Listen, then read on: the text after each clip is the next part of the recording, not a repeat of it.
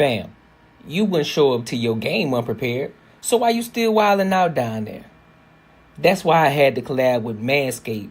It's all about precision, confidence, and staying ready for whatever's coming your way, if you get what I mean. When you feel clean, you move different. And on the Courtnee Edgar show, we keep it real, we keep it sharp, focused, and ready for anything. Now, I ain't gonna steer you wrong, so you gotta make sure you hit the link below. The link is gonna be in the description as well as pinned in the chat. And look, get your Manscaped kit right now and stop showing up to life unprepared. Now let's get into it. Welcome to the Courtnee Edgar Show. What up, what up, what up? Welcome to another dope show of Banter and Barter Show. I'm your host, Courtnee Edgar.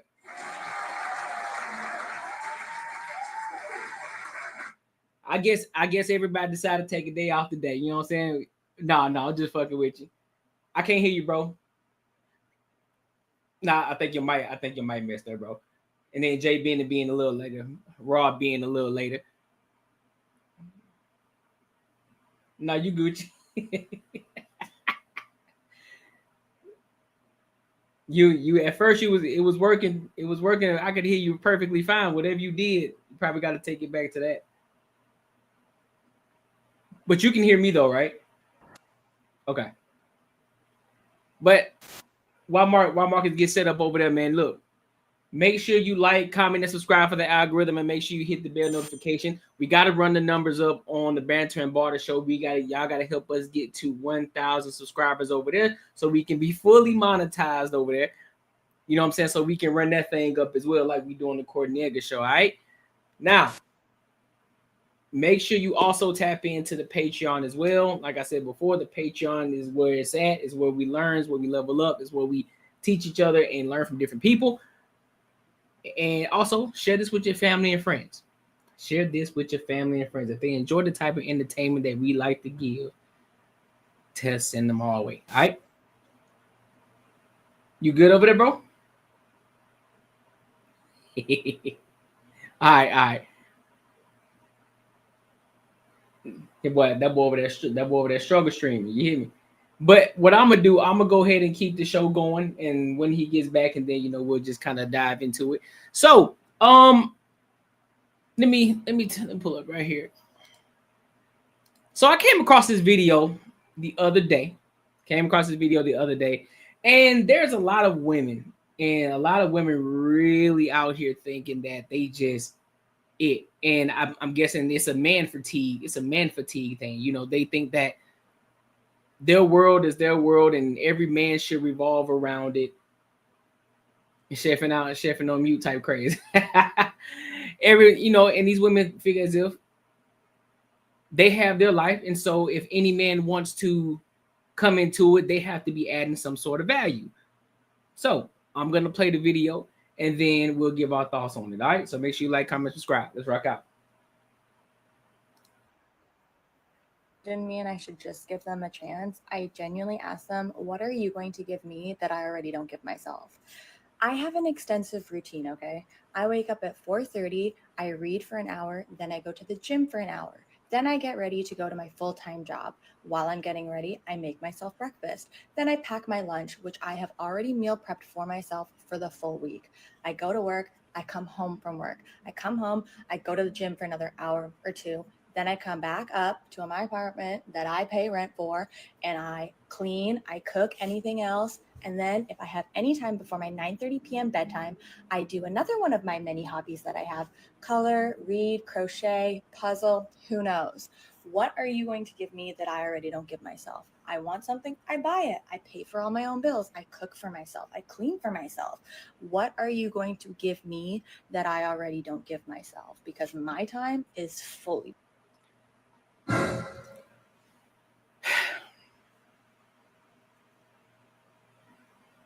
They want to be men so bad. They want to be men so bad.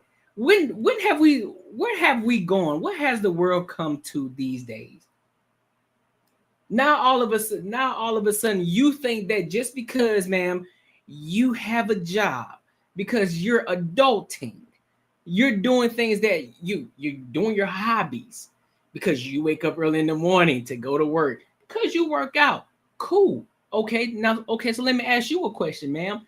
If a guy who is doing the exact same thing that you're doing, he's waking up early in the morning, he's cooking himself breakfast, he has to clean his own house, he has to wash his own clothes, he has to do everything that you just named. He got his own hobbies, and those hobbies may not be crocheting or color crayon or whatever the fuck you be doing, or reading, whatever the case may be. He has his own hobbies. He has his whole thing figured out. What value are you adding to him?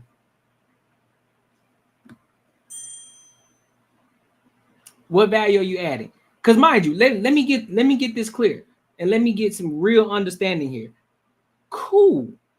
You got your life. You're supposed to. You're doing your own thing.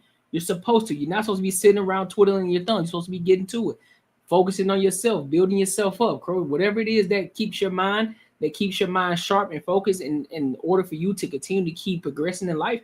Cool. Do your fucking thing. But what you're not about to do is sit up here and act like you're holier than thou because you're doing, because let's be 100% honest. That's basic shit that you're doing. That's basic. Everybody and their mama who works a 9 to 5, they got a fucking routine on what they do. So what the fuck you talk? What is it that's so special about what you're doing? What is it so special about what you're doing? I don't understand it. Because you thought you was about to get up here and straight cook, and mind you, you're supposed to. You're supposed to do what you're supposed to do. You're supposed to handle your business as an adult. But I'm 100% sure you ain't all the way through and through perfect though. I'm sure there are things about you that aren't lacking. I'm pretty sure you're just naming a whole bunch of things that you might do. I don't even think you do it on a consistent basis. Those are just things that you wanted to name to make it sound good, to make it sound as if you are this perfect woman. You know, the word of imagination.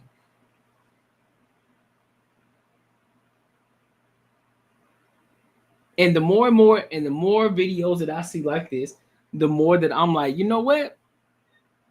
Leave them hoes by themselves. Leave them hoes by themselves.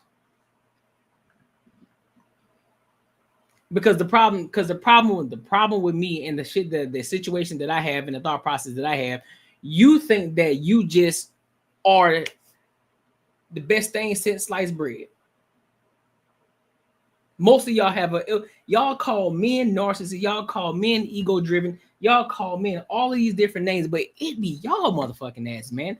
I do not see niggas online unless I'm in the wrong algorithm. But I do not see a lot of men on here talking about, okay, well, this is what I do. And if you want to be in my life, this is what you got to do. I do this every day. I do this. I do this. I do this. So what is it that you're going to add to me? I don't see niggas. The only time niggas say that shit is during podcasts. When women say some crazy ass shit, they say they want a man that makes $500,000 a year. They want this extravagant ass dude. And so then that's when men come back with the rebuttal and say, okay, so if you want this type of man, what kind of value are you going to add to him? You say you're this, that, and the third, but you say you want this extravagant man. What makes you believe that you're extravagant enough of a woman to be with an extravagant man? That's the shit that we talk about. We don't just come off the rip and saying some stupid shit like that. You sound dumb. For real, bro. Like, that shit crazy. It don't make sense to me. It don't make sense to me. I don't understand it. I don't get it. I'm seriously tired of this competition bullshit between men and women. I really am. I see it all. And what's crazy is since I've been doing these live streams and having these conversations, I've noticed more and more and more and more in movies, in shows, in videos, whatever the case, it's always some sort of shot at women. They always talk about men competing. At the end of the day, it's a lot of these women trying to compete with men, saying what men can't do. Or shit, men, what I need a man for. Like, shorty, we over here chilling. Why are we taking shots? We over here chilling, minding our own fucking business. Why are you worried about what men doing? Are you that insecure about yourself? Are you that insecure to the point that you got to bring up a man's name in order for you to feel accomplished about something? So with that being said, we must be the standard. that must mean we are the standard. If you feel as if you got to compete with me all the fucking time, we must be the standard. And so your overinflated ego and this false belief that you have that you can do everything that a fucking man can do is it's what drives you. You don't understand that you thrive in your femininity. You thrive in it. That's when you're at your best. That's when you're at your best. But see what y'all do, y'all using that as an attack on yourself because y'all say if a man arguing back, or if a man has to say some rebuttal, if he arguing back with a woman, that means he's feminine. So if you saying that a man is feminine, don't that mean that that's an attack on your fucking self? You ain't insulting me, you insulting your fucking self. Because aren't you supposed to be holier than thou? Aren't you supposed to be, isn't femininity everything? Hear a woman roar and, women rule the world type shit. So it's supposed to be femininity, right? So if you call a man feminine, isn't that supposed to be like top tier? Isn't that supposed to be, why are you using it as an insult? It should be something that somebody should be proud of. As a woman, you should be proud that you're a feminine woman and not a masculine woman, I don't get it. I don't understand it. I genuinely don't understand it. And it pisses me the fuck off. Yep, I said it. It triggers the fuck out of me. And I really don't like it. And I don't like it for a lot of reasons. And I just gave you one of the many reasons why I don't like this shit. It's stupid. It makes no sense. It makes no sense at all. So it be what it is, bro. What are y'all thoughts on it? I'm gonna give y'all a minute to let me know what y'all think. For those of y'all who heard the video, what are y'all thoughts on it? What do you think? Am I tripping? Am I off on that? Voila. That boy straight struggle streaming in here. Tell Snow all she got to do is go to YouTube and type in the name. She can find it.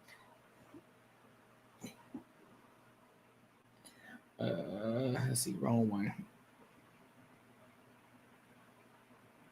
I'm just saying though, bro. It just don't make sense to me, bro.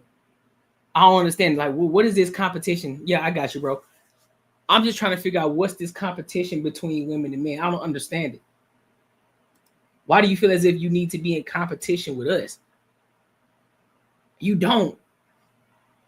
You should thrive in the fact that you're a feminine woman, because guess what? A feminine woman with the masculine man is gonna be willing to do any and everything for that feminine woman. But y'all want to be us so bad. Y'all want to be on our heel. Y'all want to feel as if you're equal. That's a you problem, man. That ain't got shit to do with us. We be minding our business. We get blamed for everything. We get held accountable for everything. And we understand that comes with the territory. But understand something. It's just like a basketball coach. It's just like a basketball coach. We understand that in public, we're gonna take the blame for it. In public, hey, it's on us, bro. That's us. That's my fault. It's on me. But when I get your ass in private though, I'm on your ass like, hey, don't you ever do that shit again. Don't you ever do this. We're gonna hold you accountable for it. So therefore, it's just platform shit. When we on these podcasts, when we on these live streams, we're holding you accountable. The shit that we would say in private, because guess what? We're not gonna hold you accountable in public in real life. We'll say, all right, I saw that shit that you did, but guess what? I'm gonna hold you accountable when we get home though. We got something to talk about. You good, Brody? Oh, yo, bro, can you hear me? Yeah, I can hear you, bro. Yeah, I can hear you. Okay, all right. Shit, my bad, bro. I don't know what the fuck's going on with this shit. And nah, you good. I'm gonna play the video back for you, and then you can give your thoughts, because I just went off on a whole tangent. All right, let me hear it. When someone tells me that they're interested in me and I should just give them a chance, I genuinely ask them, what are you going to give me that I already don't give myself? I have an extensive routine, okay? I wake up at 4:30, I read for an hour, then I go to the gym for an hour. Then I get ready to go to my full-time job. While I'm getting ready, I make myself breakfast. Then I pack my lunch, which I have already meal prepped for myself for the full week. I go to work, I come home from work. I come home, I go to the gym for another hour or two. Then I come back up to my apartment that I pay rent for, and I clean, I cook, anything else. And then if I have any time before my 9:30 p.m. bedtime, I do another one of my many hobbies that I have: color, read, crochet, puzzle, who knows. What are you going to give me that I already don't give myself? I want something, I buy it. I pay for all my own bills. I cook for Oh shit, my bad. myself. I clean for myself. What are you going to give me that I already don't give myself? Because my time is fully booked. So what's your thoughts on that? What up, Joe? What's good with it? Yo, bro, that sounds like a whole bunch of fucking bullshit right there, man. What she looking for somebody to do something outside that she can't do? Like, I mean, if you looking for someone just to do some shit that you can't do for yourself, you mean you're looking in the wrong place. That's just some ignorant ass shit right there. Like, of course, I mean, you can do whatever you want for yourself. That's cool, but being in a relationship, it ain't all about that. And at the end of the day, you know, honestly, man, if you got someone who has a mentality like this, it's kind of fucked up because this shit spreads like wildfire to other people. They listen to shit and they tag onto it and they adapt these same kind of attitudes and attributes like these chicks do, which is crazy. I mean, these are gonna be the ones who are, you know, in their 40s and their 50s who be like, you know, just bitter as fuck. And that seems like almost like what they want. They want other people to be as bitter as they are, and they got people to hang out with. You know what I'm saying? Yep. You know, like this is a crazy mentality to have. I mean, no one, even if a dude talk like this, like I wouldn't even know one chick that would want to be around this motherfucker. Like that would be crazy. That's almost like, yeah, man, I'm just not gonna fuck with you. You just be a pain. It just be like a burden to be around. I think the type of guys that would like these kind of chicks are the fellas who don't mind, the guys who aren't gonna take her serious. They just gonna be there. You know, they understand that she gonna be doing her own thing, he gonna be doing his own thing, and they tap in with each other from time to time. And it's a situation with them that they don't need to be in close quarters with each other all the fucking time. That's what it sounds like. Yeah, because she'd be a dope ass booty call for sure. Like, I mean, that it wouldn't be. Yeah. At that point, yeah, I would not complain at all because it's like, okay, yeah, you do your own thing. I don't need to be around you. I get what I need. You get what you need, and then we good. But then once shit starts, but she's still the main one who will say there ain't no good dudes out there, you know? Yeah. And it's like, what kind of dude you expect to get with that sort of attitude? She talking like a man, bro. She talking like a man. She wants to be a man. She wants to be a man. That's the thing though. I think they see how men move and they try to adapt the same shit because they always have that mentality like they were equal. And then if we do move like that, if a man was talking like this, it'll be towards a girl like, hey, I want you around. I don't care what you can buy me. Like, I can buy my own shit. Like, I want you around. So, like, if a dude was to talk like this, is more like you don't have to try hard. Like if you say, hey, I'm gonna pay for dinner, some bullshit, whatever, and then you get in some sort of argument and they bring that shit up. Like, yo, I can pay for my own shit. I don't really need that. I'm not gonna deal with your attitude. I'm not gonna deal with the other shit you trying to bring with it to say, hey, you know, like I'm the package. No, you're not. Like, I can pay for my own shit. I'm cool. I don't need your attitude. Right. But the thing is, bro, they can't be like us because their path, like, as far as I'm trying to explain this shit the best way I can. Now you cooking right now. Yeah, they just aren't built to possess that sort of control because they're going to abuse it. They're going to abuse it and they're going to use it wrong, and it's not the same way as a man would do it. Like I say, like a man would say, hey, I can do all this stuff. I can buy all my own shit. I can do this. I want you around to be peace. I want you around to make me happy. And I want to make you happy too. But it has nothing to do with like material things. Yeah. You know? And it's more like, hey, you know what? I'm going to take care of you and I'm not going to ask for anything back. You know what I'm saying? I don't need that type of shit. So yeah, when they try to be like dudes, bro, it just don't work. Let me ask you this, bro.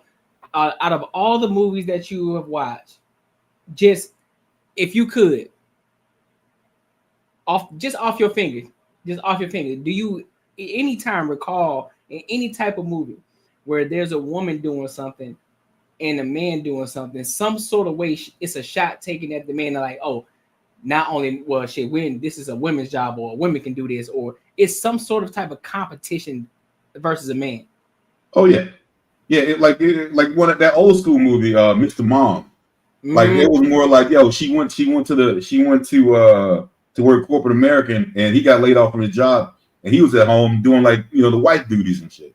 Yeah, and definitely shots are taken at him.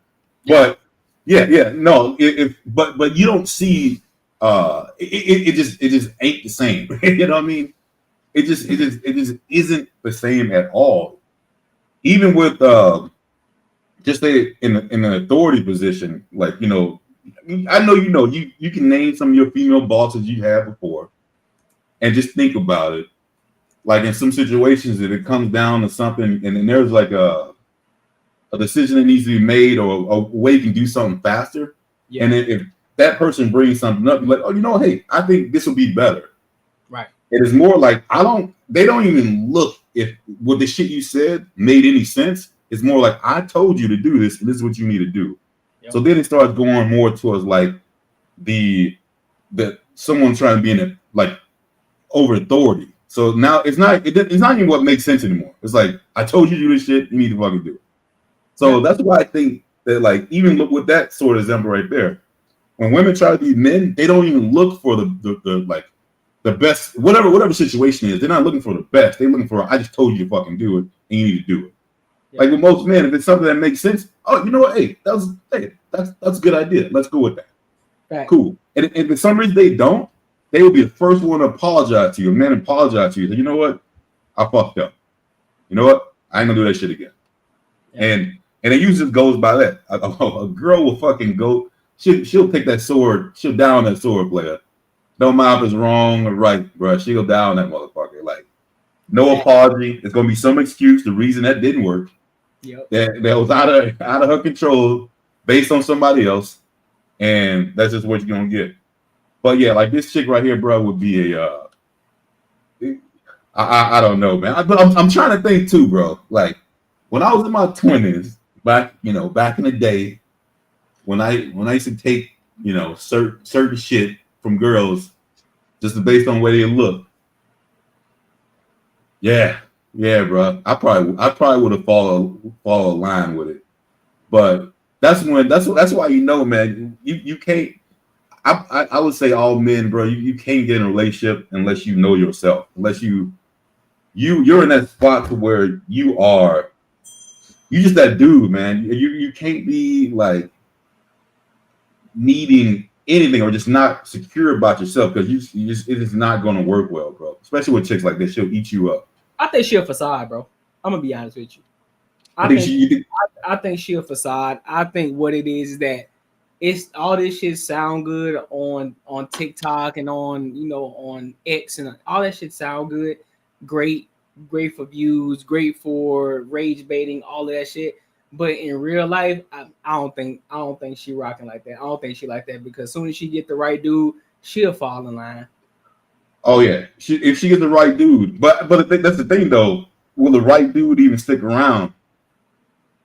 Or if she's playing this role and she thinks it's working, I don't think that right dude saw her from afar.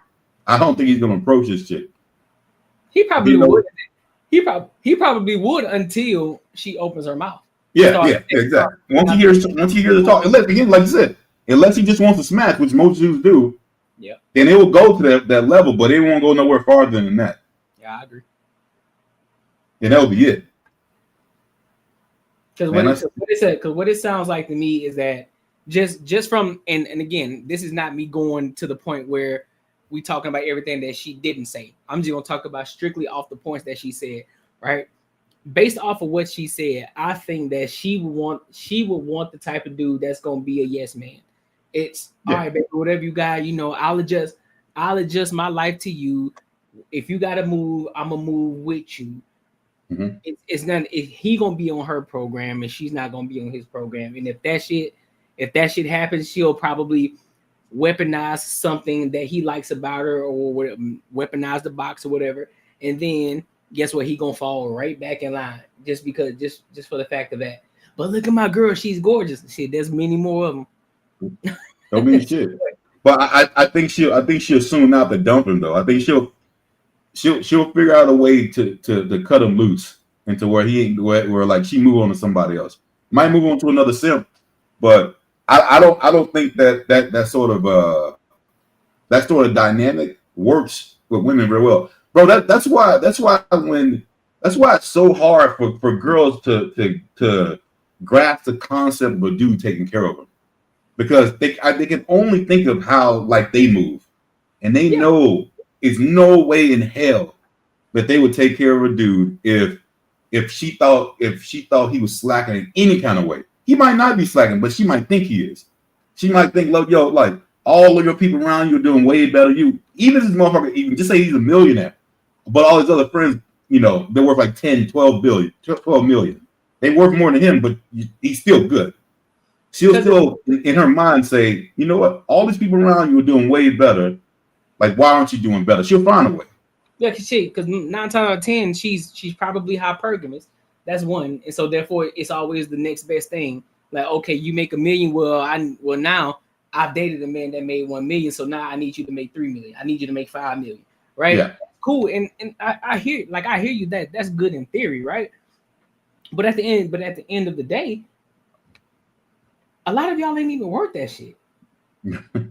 Like real talk, like, and it's not a shot, at anybody who got 9 to 5s, but you ready, shorty, you only qualify for a nigga that make $40,000 a year.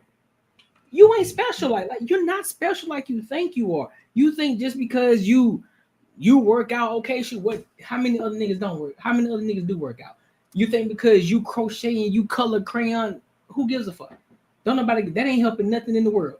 You know what I'm saying? So that's fine. You read books, okay? If you're reading books, what type of books are you reading? Is it anything that's going to help you progress in life? It's going to help your mind, strengthen your mind, or you just reading some fictionary books, some romantic books that you just embark on? Now you want to bring that into your real world and think everything's supposed to be a fantasy. It don't work like that. And so that's the issue that I'm having with a lot of these chicks. And mind you, I'm not saying that it's impossible for these type of chicks to find these dudes, but the probability of it happening is very, very small. And so we got to start thinking realistic. I know we're in this era of, manifestation. I gotta manifest. But shorty, you understand what comes with manifestation is the fucking work that you gotta put in to get it. It don't just come with you just saying it and believing it. Bitch, you gotta put in the work too. It goes without saying. It's just like if I'm doing this channel, I can't just sit up here and say, yeah, bro, this channel gonna be dope, and I'm just speaking into existence. Nigga, I gotta put in the work too. You got to. I gotta do the fucking work. So yeah. and that's the connection that a lot of them miss. They think that just because they exist and just because they got something that little slit between their legs, shorty, you need more than that. It ain't gonna work like that. And that goes for, and he don't have to be a $200,000. That goes for the guy who's making $50,000 a year, guy who's making $60,000 a year. Mm-hmm. That don't make them less of a man. They may not be in that position yet. They may be working on it. They may be working towards it. Or, mind you, one of the biggest things that they do forget is he may not be focused on how much money he making, but he focused on how much money he keeping. He may be focused on his investments. He may be focusing on, he might be frugal right now. So look, I need all these investments. He may be focused on the 401k because he's thinking long term. He ain't thinking short term right now. So he thinking 10 years down the road while you thinking about tomorrow. 100%. Bro, like you said, like some of these girls aren't even worth it. Like, you know what I mean? Like you worth a dude that's worth 40 grand. It's almost like this, bro. It's like if you compare two people, like you got some person who naturally is one of those ones that works all the time. Yeah. You know, like they're about their body, that they're, and they're good teachers about it.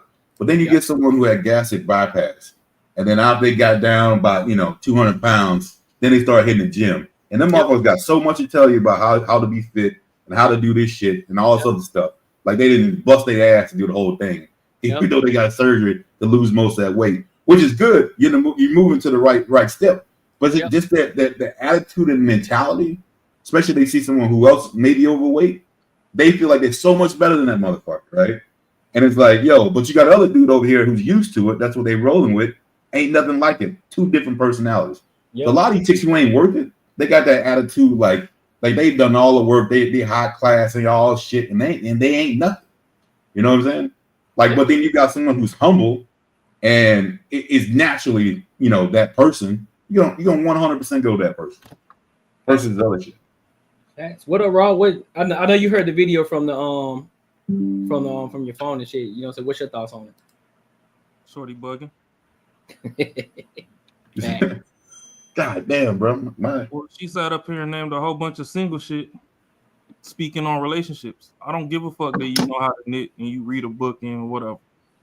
And what I bring to the table is structure and goals to go beyond that little maintenance bullshit that you stuck on. Because all that little shit, crochet and read a book, and okay, that's cool.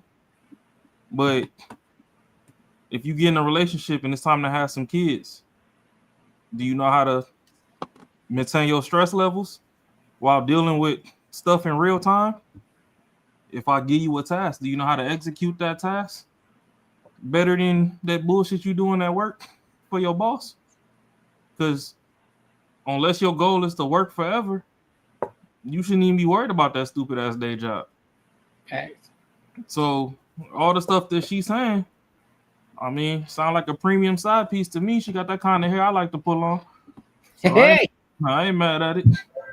But if you trying to be taken seriously, I mean, everything she mentioned sound like a wet dream to a high value, quote unquote high value man, because they already know that when they sign up, oh, this is a free play toy.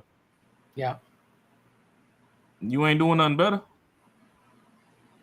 So come over here, swallow these nuts, get skeeted on, and go on back to your little life of crochet and book reading and meal prep, since you act like everything you doing is just the holy grail. You trapping out apartments. I got a vision to go get a mansion. That's what the fuck I can do. You clocking in at a 9 to 5. I'm trying to start businesses that have motherfuckers clocking into us 9 to 5. You want some basic? Where your leadership qualities? Like, all you mention is use a big ass fucking turtle. So go ahead and share that little snapping turtle with me. We gonna release you back to the wild.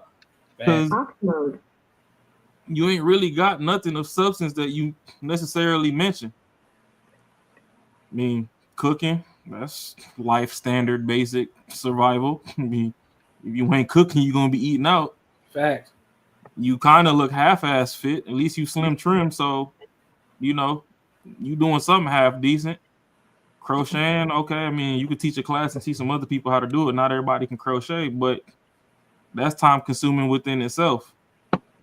And with the way you talking and acting all aggressive up here, I can already tell that once you do get in a relationship, no disrespect with the B word, but you're gonna be a nagging ass bitch. Ain't nobody got time for that shit.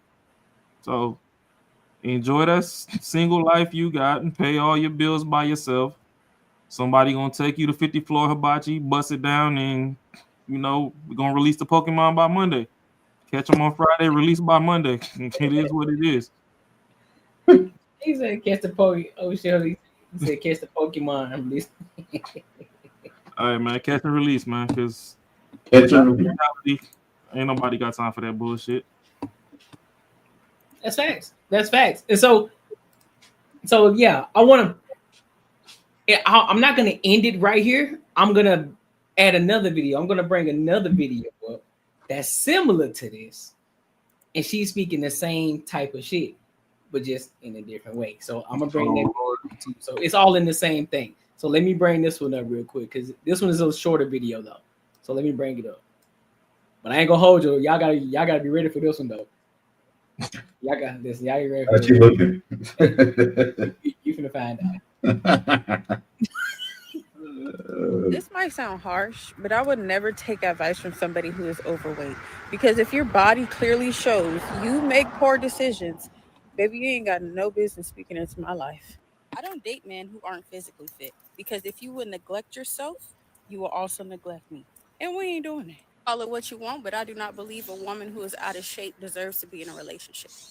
When it comes to love, there are rules one must abide by. And the first one is love thy neighbor as you love yourself. So if you cannot love yourself enough to make sure you are physically fit, emotionally fit, spiritually fit, baby, you are not qualified to love anybody else.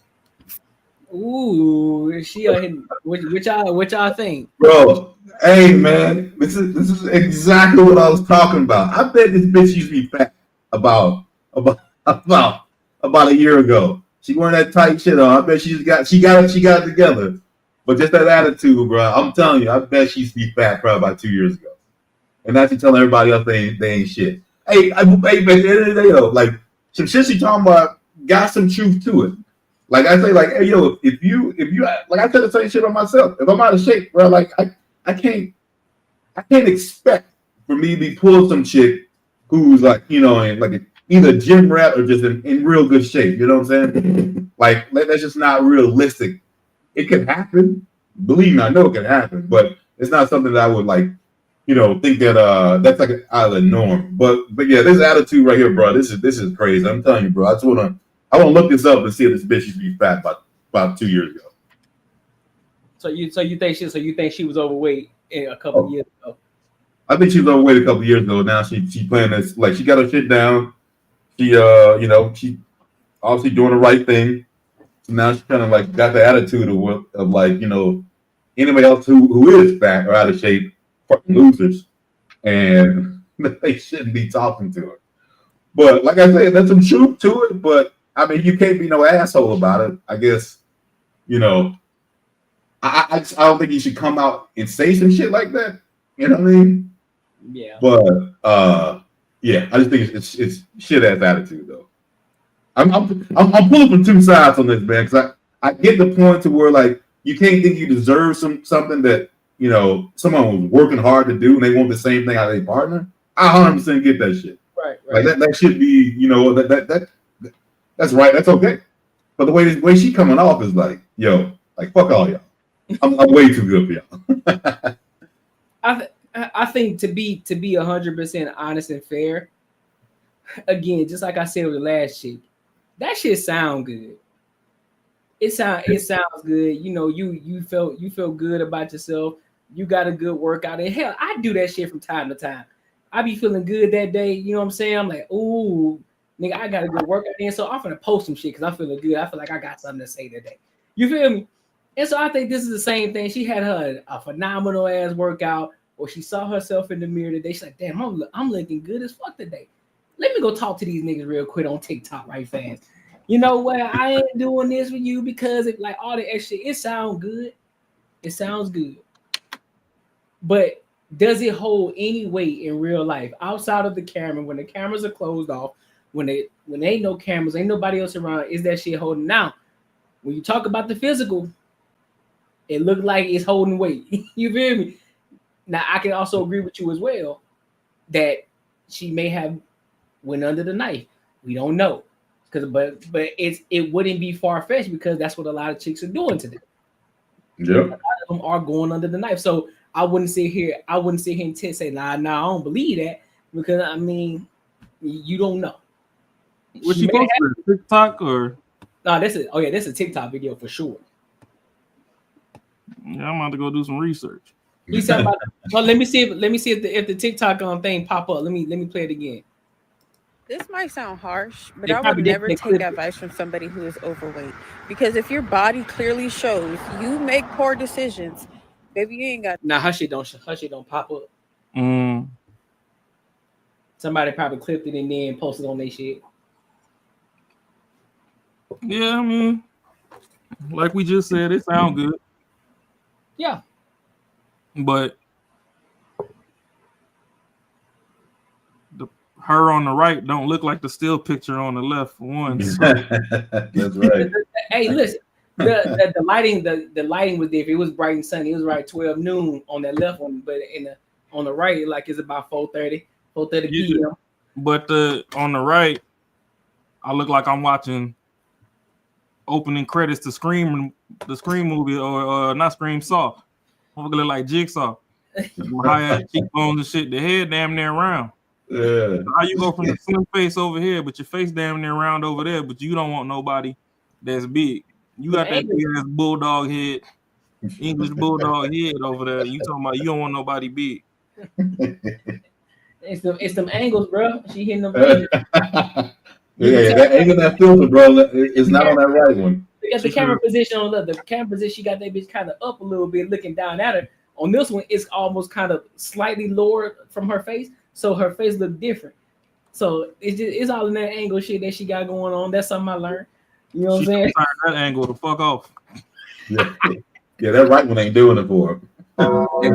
With all that shit she was talking, whoever that right one ain't doing it. She needed another visit. Like, don't get me wrong, she have decent, but yeah, you know, that's fair. After about 2 drinks, you know, she probably looked like a little blurry Rihanna, but whatever you're talking about on the right, it don't even match the left. So just the still alone ain't fooling nobody, let alone you trying to fool me. Yeah, that one on the left, that's the one who left that message. Yeah. The one on the right that had nothing to do with it. You see what I'm saying though. She was feeling good that day. You saw the angle. She got the hoodie on. She ain't got nothing to show. Got the hoodie on, covering shit up. So now it's just more personal. But now she want to show you the whole body. Like shit, I'm out here putting in the work. So I want y'all to see some of that. I didn't give you all of them. Give you a little bit of it. I ain't crazy. And then threw a little filter on that joint. I ain't crazy. Yeah, I don't trust nobody that don't let you see below the nipple. They all catfishing. Hey, but they all got these filters on, bro. They don't look nothing like it. About the filters. Zoom out if it's real. I mean, if I see the shoulder, I'm trying to see the ankle too. Same frame. If not, you full of shit. Shit. Shit, you know them big girls that be healthy, you can't find their collarbone, all they damn fucking Facebook profile pictures of their forehead. Yeah, you can't find nothing. You can't find the clavicle, like what? Nothing. Cleavage, and you see them in traffic, motherfucking. They got the bat wings on the back of their arm, like they could take off. Got that extra flying squirrel meat on the back of their arm. And the sad part is the ones nowadays can't even fucking cook. And they were like, "Yo, I want a man that cook." At least Auntie used to cook back in the day with them big ass arms. True. Yeah. That should be swinging down there, but she be swinging down there. You know that food gonna be good. Yeah, that was what all the that's all the memories from all the ingredients from all the the generational meals that's been passed down. It hanging in the back of that arm right there. Listen, and she got the arm and she got that gown on with some slits. Oh yeah. Hey, just know the food about to bust. She can fry some chicken. The food about to bust. The back of that arm flappy, and she said she finna cook. I just know the ancestors in the pot. They in the kitchen with her. The kitchen with her. Yeah. With her. Listen, man, baby. You talking about where we about to go to eat? Yeah. About to go to grandma's house. That's where we going. Nah, I'm gonna take the bitch to Wendy's and get the photo and you get the fuck on. Boy, you crazy. Well, listen, man, make sure y'all like, comment, and subscribe for the algorithm, and make sure you hit the bell notification. All right. And if you want to support the channel, link is in the description if you want to donate to the Cash App. Also, y'all should definitely be donating right now because today is Ashley's birthday. So shout out to Ashley. That's why she ain't here today.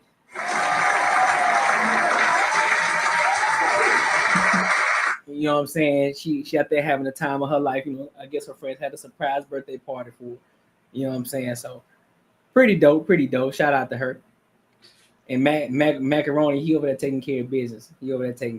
So he doing what a real man out here doing, taking care of work. When I didn't get that message at first when she sent it, I was like, "This is a surprise birthday party." I'm like, "Damn!" I thought, were you supposed to know about the surprise birthday party? Shit, I didn't know it was her birthday. I think she was throwing one. Like, God damn. Yeah. All right, so let's go ahead and move on to this next topic. Now, speaking to women, being in relationships, Candy from Love and Hip Hop just filed for divorce from her husband Todd. Conversations that we had before, and more shit continue to keep proving the point.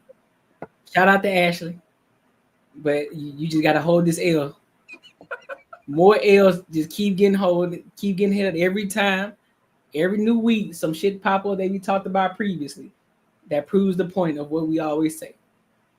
So let's get into it, and then we'll give our thoughts. All right, make sure you like, comment, and subscribe.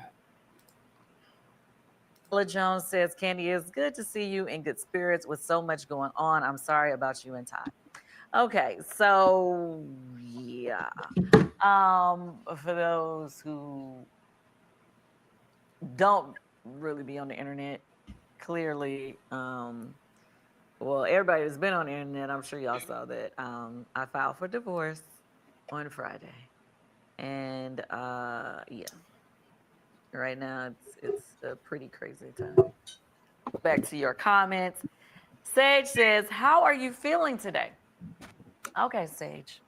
I'm going to be very honest with you. I am up and down. You know, obviously going through a divorce is definitely not the easiest thing. You know, sometimes, you know, you're cool, you know what I mean? You're moving, you're mixing, you're moving, and you're hanging out with friends. But then sometimes you have your moments of sadness, you know. And me being the Taurus that I am, I like to keep those moments to myself. When I was on Housewives, I really couldn't keep moments to myself when I got upset, so y'all would catch me crying. But in real life, my everyday life, you know, I don't really like for those moments to be shared with the world. So, but I am sharing with my Amazon family today. So I am up and down. And to be clear, yes, I filed Friday, but you know, this is something that, you know, has been brewing for a while. So all the times you've been seeing me online like, all of that means nothing. I've been going through it, y'all. I've been going through it. Life has been lifing me. Okay? Got it. It's kind of hard sometimes when you see all the stuff online and, you know, it's just everybody is making their own narrative of what's going on. And, you know, sometimes I'll be wanting to comment, but then I'm like, no. So it's just, I'm all over the place, put it that way. But what I will say is, Todd and I were together our marriage lasted 11 years. We were together like 14. We got 2 wonderful, beautiful children. I have no regrets, okay? So, I mean, sometimes things don't work out, and it just is what it is. Jeannie says, speak on it with Mama Joyce, please. Oh, no. My mom does not need to be on speak on it right now. My mother has been very peaceful and happy.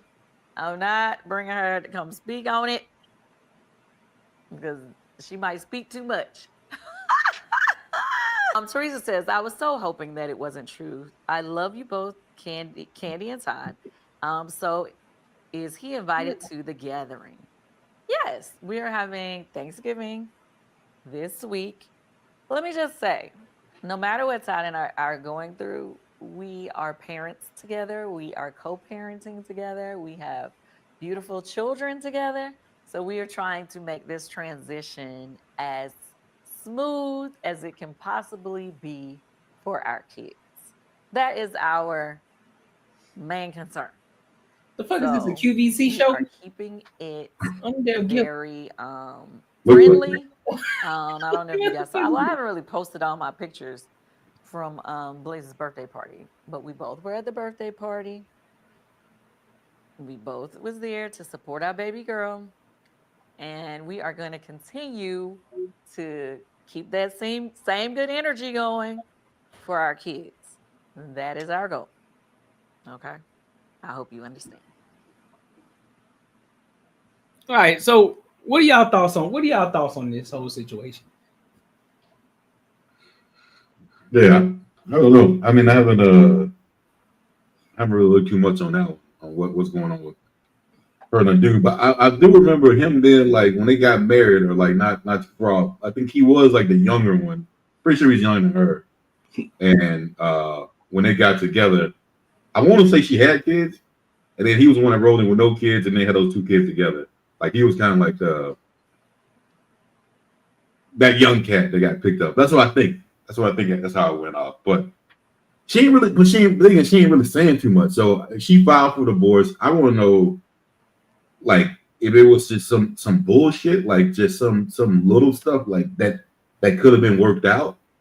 My whole thing is she didn't really say too much where I can really dig too deep into it.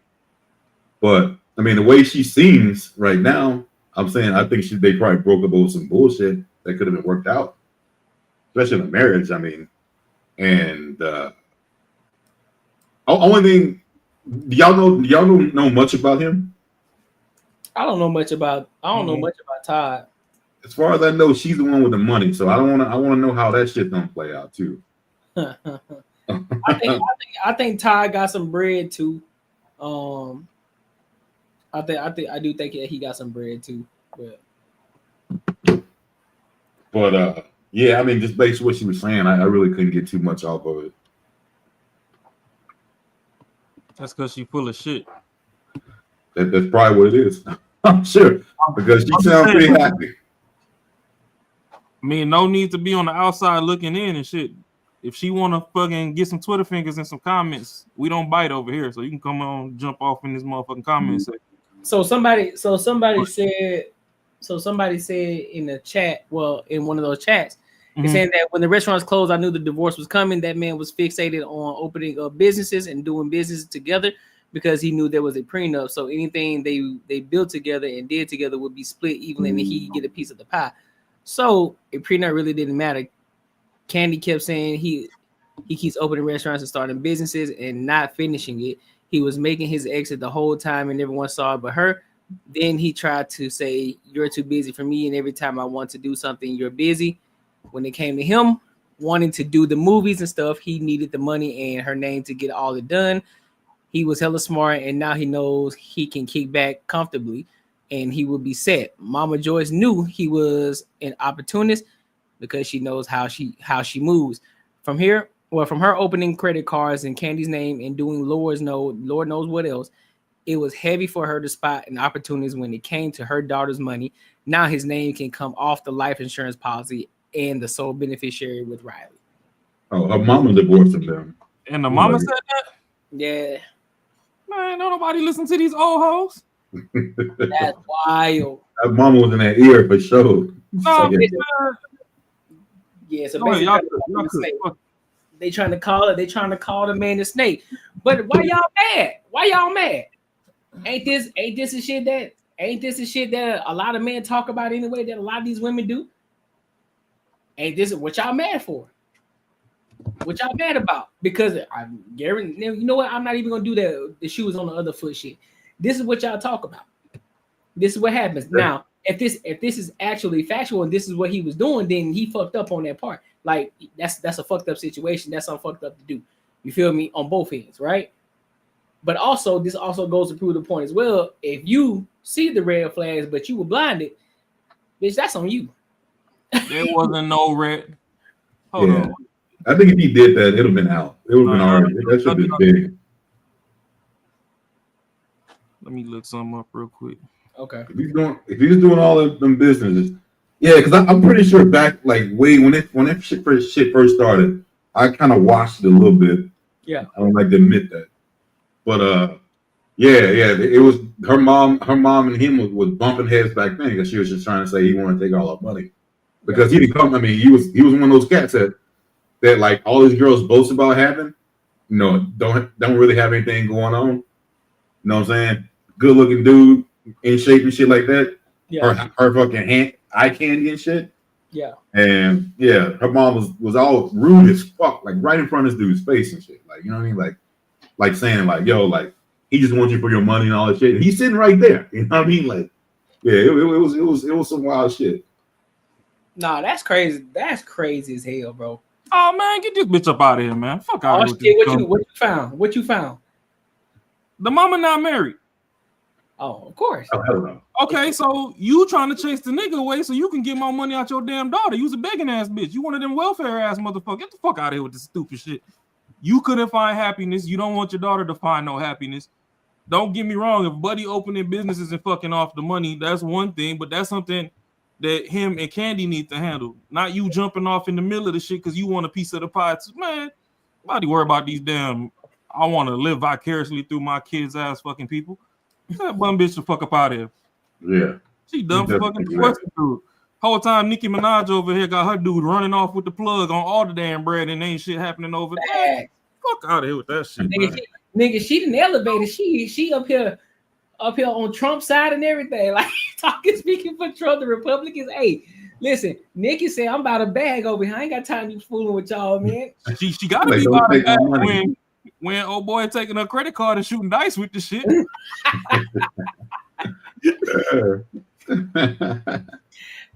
She the one that wants some damn felon peen, so she gotta pay for that motherfucker. Shit, dick ain't you? That's crazy as hell. I'm talking about them little $40 coochie prices. Wait till you figure out how much dick costs. That shit get expensive. Nigga, fuck around, crash your car 5 minutes before you get off work. Oh god, you clock back in. Hey, this man, yeah, I want to see what happens on this joint. I want to see how much money this cat's gonna take away. Ain't nothing to be happening. She just gonna die a bitter bitch with some pickle pussy. That's hey, all. He might win on this one. He might get a little something out. He might get a little stuff off the top. Nothing crazy. Everybody mad when you joke around and say fuck them kids, and then these motherfuckers be really out here saying fuck them kids on some dumb shit. We're just gonna still trying to parent is y'all sleeping in the same house. They need to hear them ooh-ah sounds at 3 a.m. through the wall. You know that mama got put through there. That's why she in a good mood today. Now y'all gonna be getting y'all ass whooped for the next 2 years. She stressed the fuck out. Oh yeah, she was what? She was in Vogue, right? Think so? Was it in Vogue? I think so. I'm not sure what singing group that was that she was in. Well, maybe it wasn't in Vogue. It was one of them, though. I don't know, man. I just watch reality TV because them dresses be tight as fuck and them bitties be bouncing around. That's all. I don't be focused on their damn storyline. Them shit be corny as fuck half the time. Especially when they be doing shit. For the most part, yeah, I agree. But I'm a grown ass man. I work long ass days. Just point me to the show where they throwing some ass. I watch that shit for about 5 minutes and go to sleep. Facts. I got 12 hours to do tomorrow. Fuck out of here with this. But make sure y'all like, comment, subscribe for the algorithm, and make sure you hit the bell notification. All right, so now we're gonna take a hard ass Toretto turn on this one. I think Mark is gonna appreciate this one off the top. Pause. That's crazy. That's crazy. That's from the bottom. That's crazy. Yeah. So this video is kind of old, but at the same time, I think it's still pretty relevant to culture, to American culture overall, and people still. She was in Escape with Tiny. Escape. Yeah. Escape. Okay, yeah. Okay. I knew it was one of them goddamn music groups. But let's go ahead and get into it. Yeah, just put that thong on and bless the mic. I don't give a damn. I mean, I guess keep Tiny off that bit though. Yeah, I mean, that's what them doctors do. That's what them mental insecurities do. But you know, women gonna swear up and down. You gotta go to motherfucking the psychiatrist and the therapist and shit. And look, your boy T.I. ain't left her ass yet. So I mean, I tell you, that's loyalty. Tiny with a loud voice. You know her neck good. I ain't going nowhere. Hey, that's loyalty right there. That's how man put that TD Jakes on the screen. Have you ever been swallowed up? You ever been swallowed? Man ain't going nowhere. You don't never fucking release your best throat goat. That bit. You ever been swallowed? Bruh, that shit is wild. What her take? Dog, I promise I have never, outside of the fact of Pastor Todd spitting in his brother's mouth, other than that, that's the most egregious shit I've ever heard. Wait, somebody spit in somebody's mouth? Yeah, Pastor Todd, bro. He was trying to what you call it, he was trying to reenact the situation or trying to tell a story by illustrating it with two people, him and his brother, and he hawk tooled in this nigga mouth. Paul. I said, dog.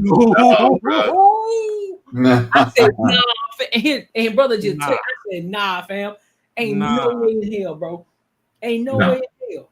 Where he do that at? In church? In church, live. He was under fire for a hot minute. It would have looked like when Jesus went up in that tabernacle and the motherfuckers was gambling and he was flipping tables when I was done in that bitch. That shit was on stage. I said, dog, no. I'm ripping that church out the foundation. Man, even in them special movies, bro, you see that shit, I'm like, God, that's nasty. That's a hot tour. I said, no, bro, I can't do that. Ain't nobody. Nah, fam, you can't do that. Hell nah. Yeah. That's an upper boy. That's man. All right, don't worry about it. Don't worry about it. We finna move on, bro. At least if a shorty did, I could close my eyes and lie to myself.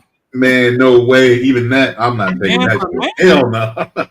Me spit your nasty shit in my mouth. Hell no. Ugh. That's worse than the old boy in Chicago that talk about when they want to violate you in jail, they spray your cheeks and spit in your butt. Oh shit. Ooh. You don't remember that shit? It was one of them Chicago dudes. He was doing an interview and he was just talking like prison talk. And they was like they're taking it, huh? Like if they really want to, well, nah, they ain't even sticking nothing in. So pretty much being that spit is pretty much a biohazard. So you gotta go see the nurse. So instead of just like getting jumped and beat up or whatever, you can go back to sleep. He was like, nah, they was pantsing folks, spreading cheeks and spitting in their butt. So now that there's somebody else's spit on you, you gotta go to the nurse. So now everybody pretty much know you done got violated. I forgot which. I beg your pardon. I'm gonna send you the clip. I'm gonna look it up. That is wild, dog. That's a wild shit. Vlad or where the fuck he said that shit. But I was that's like, wild shit. If that's what y'all doing in jail, keep me a free man. I like asking with no dong on the front end. I need that deposit slip in the front. I'm going to drop some mail off. Bro, let's play the video, bro. That's crazy. Hold up. Let me unpause. There we go. Confirm you in your delusion that you're the opposite. It's not sex. nice. It's I have to do it. If I didn't start my gender hormone therapy, anything like that, I wouldn't be here right now having this conversation with you because of gender dysphoria. Because what you would have. I just think that there are a lot of avenues that could have happened if I didn't start my hormone. I just don't think that the broadness that you're bringing to the table right now I'm bringing scientific specificity and logical precision. You've met a detransition person, but I'm asking if you know a transgender woman. I know people who identify as transgender. And how are they doing? Not well. Really? Yeah. And statistically, it's a good line. That was off camera. They said because they know me. Statistically, 32 to 50% of people who identify as trans will kill themselves, and that's really bad.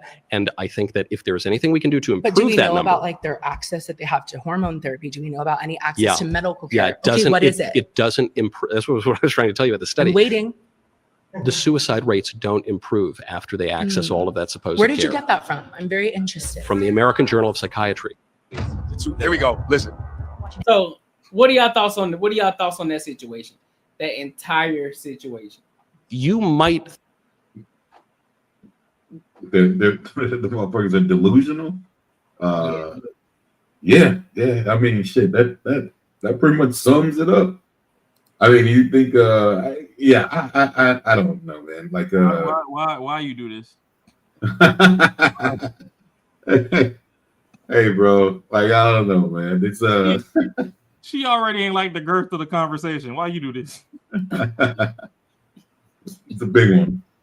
Hey, you know what? Like that video that I sent in the chat that one time with Jeffree Star. That's wrong. So, like for me, if you don't do that, I think it's all mental illness. If you say that I am something that I'm fucking not, like I don't. That part I just don't get that shit. How you can say, especially if it's specific to gender, like it's a female, you're a male, like that's not what you are, but you can try to pretend to be. So if you want to, play dress up, do whatever you got to do, that's cool. But you got to be at least logical about it and say, hey, this is not the way God built us to be. I mean, if you can go on that path, you usually won't mess with nobody. You usually won't have throwing your ideology in people's faces and have them, almost lose their job if they mess up and call you something that you're not. No, it's just craziness to me, man. Like I don't get it how you ever want to play this game with you, that this game to where I tell you I'm this and I see you ain't that, but I gotta play like you are, and you're a grown person, you're grown up. Like I think it's something that people should go seek help. And again, if you still want to do it, you still want to dress like that, but you gotta at least know, hey, this is not the way that you were built to be. Like it might be different, but that's not the way you were built to be. As long as you got that mentality, I think you'll be fine. Like I don't understand how people are so against being different. So why, what a woman is, you're not a woman. Be a trans fucking whatever you are, but be that. I mean, be that specific. Be that specific, not saying I want to be a woman. I want you to treat me like a woman, or I am a woman. That's just mental illness. I mean, shit, if I say that, I'm white, I mean, you'd be like, what? Like, why would you treat me like I'm white? Like, it would just make no damn sense. Like, not at all. So you gotta be specific when you say white, because there's a whole lot of trailer parks waiting for you. Hey. they don't take me. White ain't always right. Hey, they'll take. They'll. Hey, we got a crazy one over here, man. Let's take his ass. Hey, man. If the Hodge twins ain't get their applications approved, they have one in already though. They trying, bro. They trying. Hey. I know you asked out. Well, now remember that one that we covered where white boy was building that village in the woods. Oh yeah. Yeah. The Hodge twins they was on Twitter and like, oh, can we move over there, Bob? And it was like, respectfully, nah. You good? They're like, you good? You ain't gonna come over there with that black greatness that you still got on you and just be hitting home runs on our women. We only got 5 of them. We'll take them all. Out here stretching out all the furniture. I think they can definitely get over there. Yeah, I think overall, bro, it's all delusion that they don't want to admit to. Just the fact that you say you got to take hormonal pills in itself, it's like, do you not realize that you are in a delusion? The fact that you believe that you're supposed to be a woman. You're supposed to be a woman, but yet you sitting up here in your head, what's supposed to be your right mind, in the logical mind of your brain. You're telling me that you need to take hormonal pills to make you look and appear more like a woman. So that in itself should tell you that you're not one. Bro, if you want to dress like a girl, do your thing. But what you're not about to do is gaslight me and sit here and tell me I'm a girl when I know you ain't. No, you're not. You're not. I'm sorry, bro. Like, no, you're not. And I'm not gonna feed into the delusion. You can get mad at me. You can say whatever you want. You're not. Because now you're going against the grain of the actual women out here in the world. And that goes vice versa for women who want to be men. Like, shorty, you ain't a man. Like, don't disrespect me like that. Fuck no. You ain't a man. You ain't close to it. I don't give a fuck. If you grow up around 3, 18, 17 brothers, don't give a fuck. You still a girl. Don't matter. Live in that shit. Like y'all like to say, live in your truth. Your truth is that you are actually a biological man. That's the truth. I don't understand the trans men thing, because y'all ain't never gonna be able to bench what I could bench, squat what I could squat, pick up what I could pick up. But for the trans women, it's like, when you still want to get your rocks off, you got a palm full of fucking schlong. So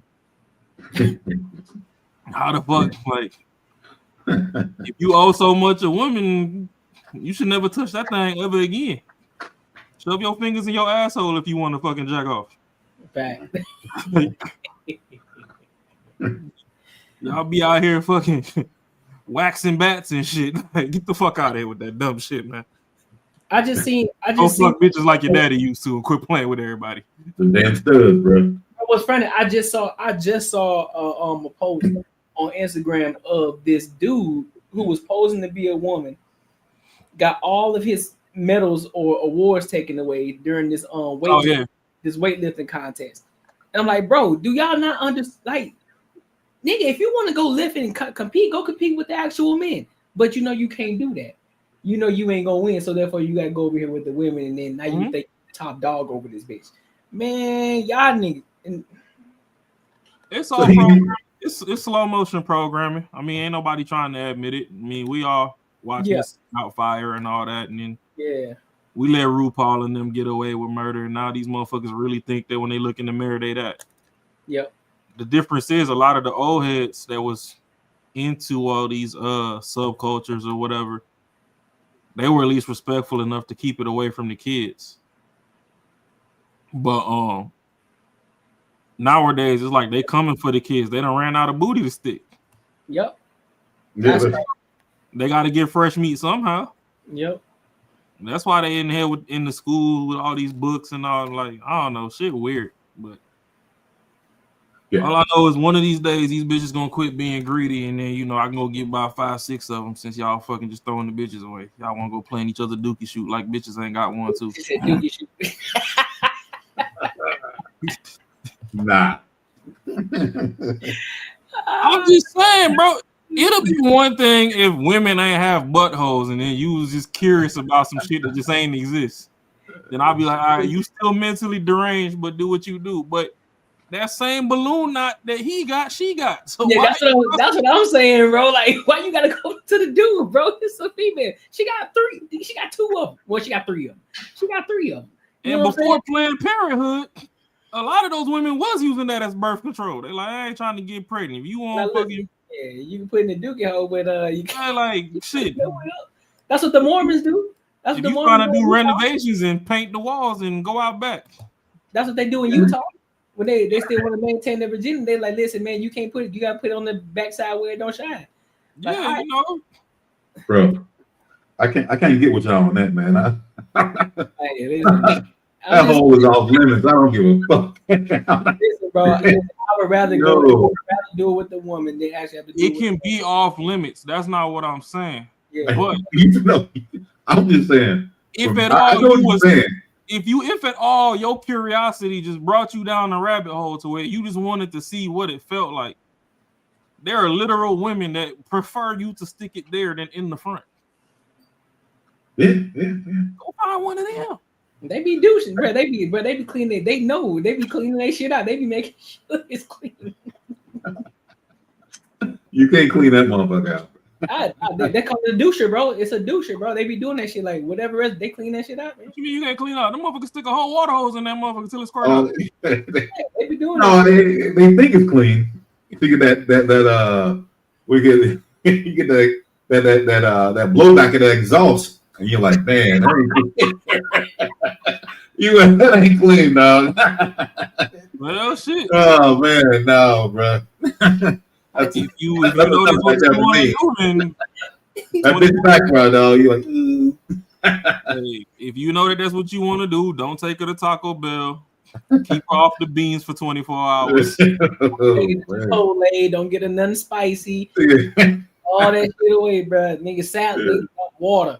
Water and airplane Biscoff cookies. That's a lot of preparing. Yeah. That's all you get. That's all you get. Shit, bro. Right. It ain't too much preparing. Why you think they go vegan?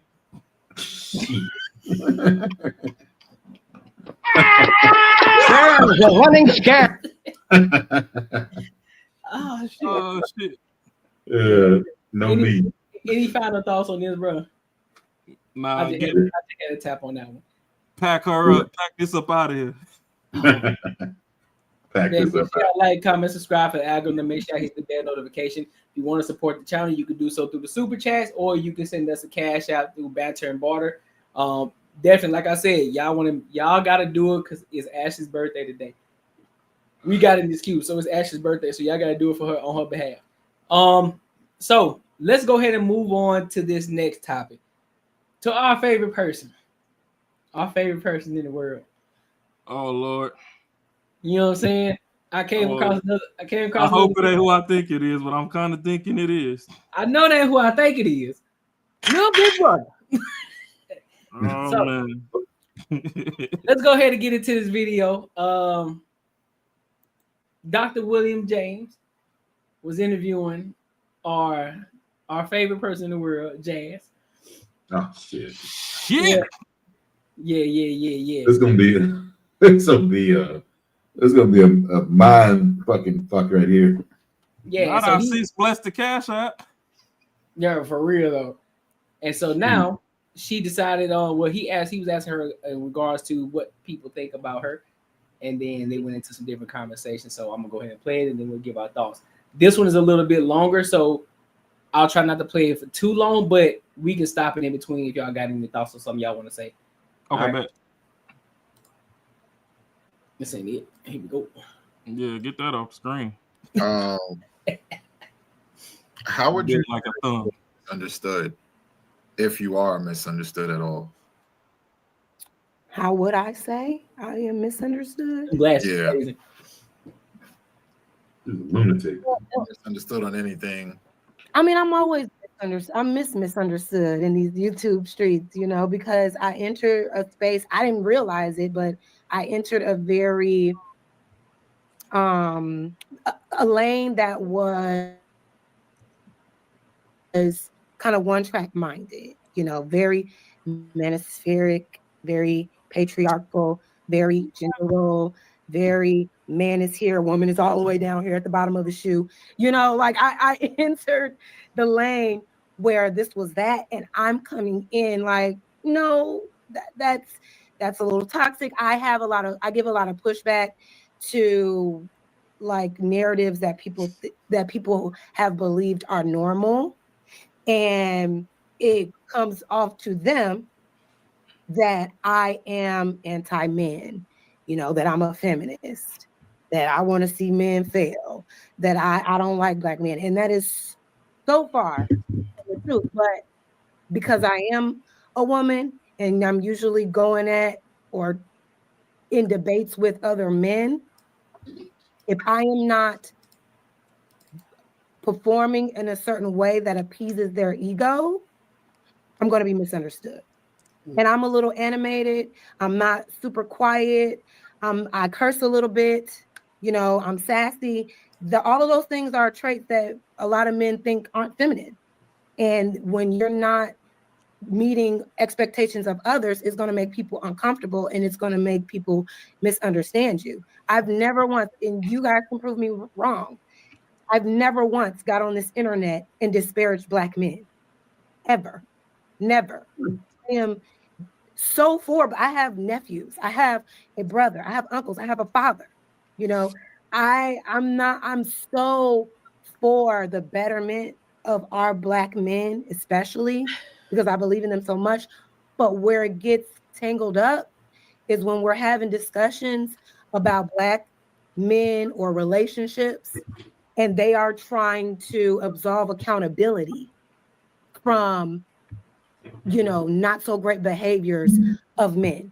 So when I call those behaviors out, not disparaging black men, but if there are men saying, oh, you should be able to cheat on your wife if you provide. If I say, no, that's not okay. Who said that? You shouldn't do that. You shouldn't weaponize provision onto someone you love, you know? Me saying things like that translate to this audience or those particular audiences is that I'm against men, is that I'm against families. When all I'm saying is respect your wife. So that's where I feel I get a little misunderstood because I'm not in alignment with the overall narrative at that moment. Sometimes. It's crazy. I bet she really believes this shit. I really believe she thinks that's how the conversation goes. She believe that shit wholeheartedly, bro. That is fucking insane, bro. Like to hear her version of how the conversation is going and how people interpret her, it's fucking insane. Totally opposite what it actually is. Like what the shit she's combative about, what the shit like what people are frustrated about with her is not what she's saying, what she thinks it is. It's crazy. Yeah, but like when she's saying what she just say? When she's saying like hold on. She's talking about men cheating on their wives or whatever. Oh shit, I'm off the camera. Thinking that cheating on their wives. That's like and it wasn't necessarily just wives, but that's like a talking point pulled from that high value man conversation. Yeah. Mm-hmm. Where it was like, okay, you know, if a man is already established as a high value man and he has a woman that, you know, he's also in the position to where he can exercise options. Nobody said that it's mandatory that they're going to do that. But that's the thing is it's not all, nothing's absolute, but a lot of women in conversation, sometimes you got to have a conversation with a woman, let her go sleep on the shit and come back in like 72 hours and then she'll get it later. She got to replay shit in her head to get it. Because in the heat of the moment, they're so one-dimensional in thinking that they're just listening to whatever words they can pick up that they were looking for so they can react. Yeah. It's not that men want to go cheat on their wife. But at the same time, when you dive deeper into context and you got all these people that's weaponizing sex, doing this, doing that. That man worked 15-hour days, then yelled at 3 people, and almost fought 2 times and had an HR meeting and all that. He came home and you ain't gonna give him some head? And it's a bitch down the block that's like, oh, I liked you since the 2nd grade. And we know her resume in the streets. Her whole fact said that throat more official than the Martians. Here's the thing, though. Here's the thing, though. My bad to cut you off. No, you good. Just taking it. Let's just even take it away from somebody working 12 hours. Let's just say it's a cat that's working 8 hours a day, right? A cat who may not even be out there working with his hands. A cat that's working in the office. Shorty, you decided to be with this man. You decided to get with him because you thought he had something, or you was rocking with him at the time. So, what changed from the fact of when y'all first met, when everything was all cupcakes and ice cream? You was topping them off whenever you got the opportunity to. You was bending over. You was ready, hot and ready for it. And I get it. Time goes on. Shit happens. You know what I'm saying? You get used to each other. But what the fuck does that have to do with anything? That doesn't mean just because that this man is working 8-hour shift that he ain't working towards something, or that this man can't be a leader because he work in the fucking office, or the fact that this nigga don't need to work 200. He don't need to make $200,000 a year, but he still is a man. And so the fact that a lot of these women try to place, well, you need to be doing all of these things in order for me to even remotely do these minuscule things that you should do. Because we know if ladies knew that how horny men get, they knew that our natural nature is to start humping some shit. If they know that, they should not even to cut that thought off. Yeah, they 2 times more horny than we are. Exactly. Because there's no way you gonna tell me that y'all run around here and be trying to make fun of dudes talking about, oh, this man got a shrimp dick, he this, he that, he whoop de whoop, but y'all go over there and y'all bumping buttons. Facts. Facts. That clip stick out like a 1/4 inch, and y'all be over there slime from waist to knee. So you telling me when Lil Peter Rodney come over there and hit you with that 4-inch, now that ain't enough, right? But you was just bouncing on shorty pinky toe for 2 hours. Facts. You had to change the sheets. Fuck out of here with that shit.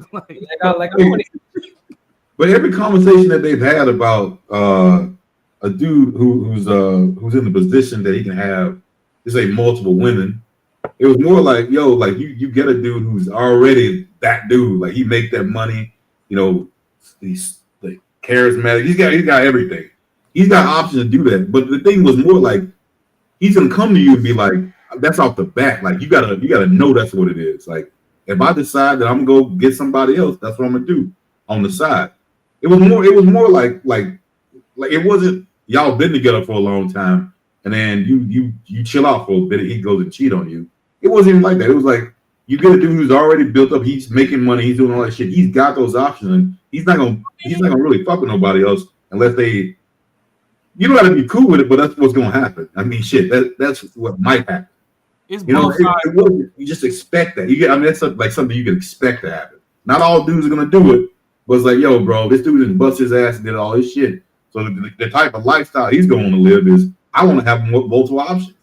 Yeah. But then she took it as he like the dude has committed to her and he's cheating and all that bullshit. Like that's how she would take it. And that's how she fucking words it. But it wasn't even like that. In every conversation.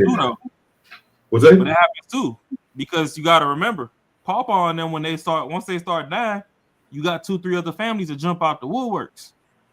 Now, the reason she don't like the other families that jump out the woodworks is because now she know them 10 years where she wasn't giving up no ass or no head, and he was like, oh, it's okay, and he was still paying the bills. He just realized that Amanda and Bethany down the street was getting some wood too. They the ones that was keeping your relationship together. Now you mad at them, but you know, hey, that's the shit that came with business. The problem with the high value man conversation is sometimes everybody has an ego, men and women alike. Sometimes for those men, they gonna get their get back.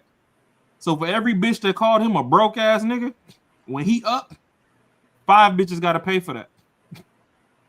So that's for you to fact. come over here and think that you finna lock him down after y'all done called this nigga broke since the 9th grade, he ain't fucking get on till he was 32.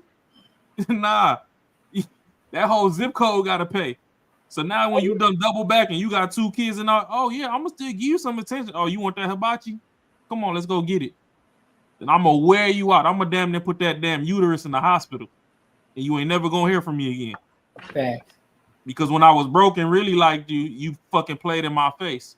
You still half decent. You ain't all the way fucking full raising yet. You ain't dried all the way up. I got this bread. Now you doubling back for some bread. Talking about, hey, big head. My head was big back then. Right. So what changed it from ugly head to cute head now? Oh, okay. I see what it is. You like these Ben Franks. That money. Okay, so I'm gonna throw these ones so you can get that damn beep to go off on your little SRP box. And man gonna get these fruit snacks, but when Trump fucking hold up your food stamps again, just know that you gotta in order to get a withdrawal, you gotta use your throat. That's a fact. And when I was trying to come from, you know, my area of emotions and all that, and just, you know, I liked you just based off of your physicality, your mental, whatever, on some surface value shit, you said fuck me. So now that you double back because now I got some money, yeah, it's gonna be transactional.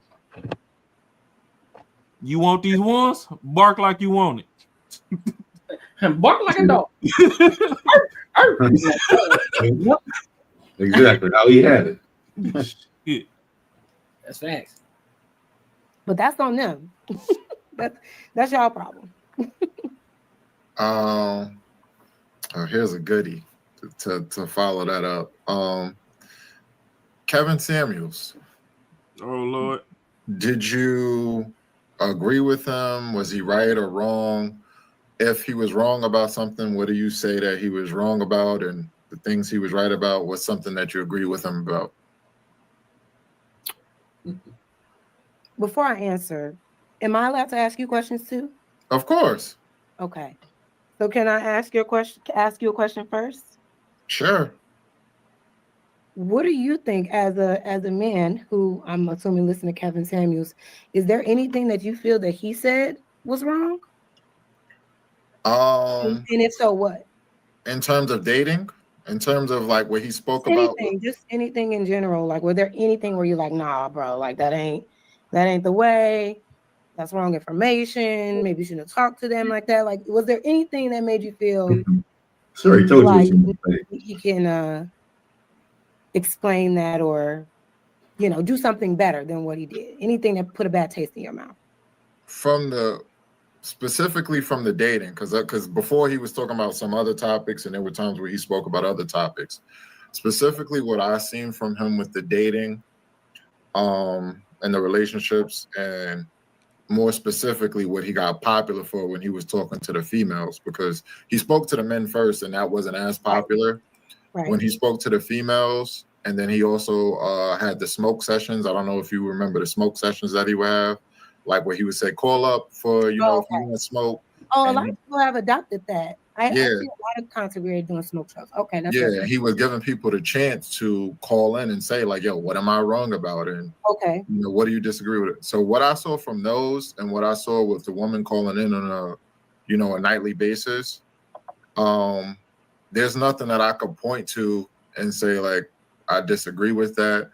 One of his biggest, you know, one of the biggest gripes that people have with him, they said like his tone and stuff like that. But from what I saw, just being honest, it did look like he was like reflecting the energy. It didn't look like he ever started off with someone like with negative energy first. I've never seen a clip like that. And then just in terms of the line of questioning that he went through with them, like, oh, what income do you want in a guy? How old are you? What's your dress size? How much do you weigh? Going through that line of reasoning that he went through with them, and then how everything went, with a lot of them being actually, I would say, delusional, to think that, like, for example, if a woman calls in on the show and you're telling me that you're 42 and you got 2 kids, 2 baby daddies, and now you want your next mate to make $200,000 a year, like that type of stuff is just like, it's delusional at that point. And that's when he would, you know, start hitting he says something like, you know, buy a dog, die alone, stuff like that. Or he played that what's the thing that they play? The sound that they play at like the funerals for like military and stuff like that. So, but no, to answer your question, I can't say that there's anything that I saw on a nightly basis from the dating thing that I would say like, nah, he was wrong about that. Okay. Can you hear me? I needed to boot up my mic. Can you hear me? Yeah, I hear you. Okay. Yeah. So when it comes to Kevin Samuels, I wasn't like a consistent viewer, right? I'm not. I you know, wasn't tuned in to shows. I will always, you know, just catch replay clips that people were reacting to or posting or whatever. It's not my bad. He did have an interesting way of communicating his message, specifically towards Black women. I feel that because of the way that he communicated at times, he would miss the mark because of that way, right? And I feel like when you want to really thoughtfully communicate with someone, I feel like sometimes his tone was just a little pompous and kind of like elitist a little bit. So I just think it didn't land well on the audience a lot of times with these women. That's why they will get like a little bit offended and defensive and things like that. Because it's like, who are you? You know, and that's just my interpretation. So you get an interpretation based off of some clips, but you never sat down to watch a full video, how everything transpired. But yet you say that he comes off as pompous and his tone, and he missed the mark. Shorty, what the fuck are you talking about? And this is the shit that I'm always talking about when it comes to Jazz, bro. She hear bits and pieces of things, and then she just make an entire narrative out of the fucking situation, dog. And this is why people look at her as a man hater. It's like, dog, you can't for 1 ounce of a second give a man credit for what he was doing, because yet, even when the old buddy explained everything to you and what he was doing in regards to, listen, he never gave an attitude to these women unless they gave him that same energy. He came off on, hey, listen, come on. Hey, ma'am, how you doing? You know, how's your day going? He was rocking with some chicks. And then, of course, just like what she tried to do with the pearl shit, she made it about a race thing. Here we go. It wasn't race because he talked to all races of women. And he cooked all of them when they gave him an attitude. Just like what he did the white chicks that was on fucking Fresh and Fit. He cooked they fucking ass. And they were all white chicks. So it don't matter. It ain't got shit to do with Black women. And mind you, there was a lot of Black women, a lot of wretched ass Black women who got on there too. But there was also a lot of loud ass, annoying ass white women who got on that bitch too. He cooked all of them. So we can't sit here and try to use the race, this whole race thing. That's one. But to go up here and sit here and say because he was pompous and he missed the mark. No, you just didn't want to fucking listen because you thought you were right. You thought you called in to somebody who you believe could help you out, but when he gave you the answers in regards to what it was to help you out, you didn't want to receive that information because he told you he deflated your ego because you thought you was a 10. He told you shit.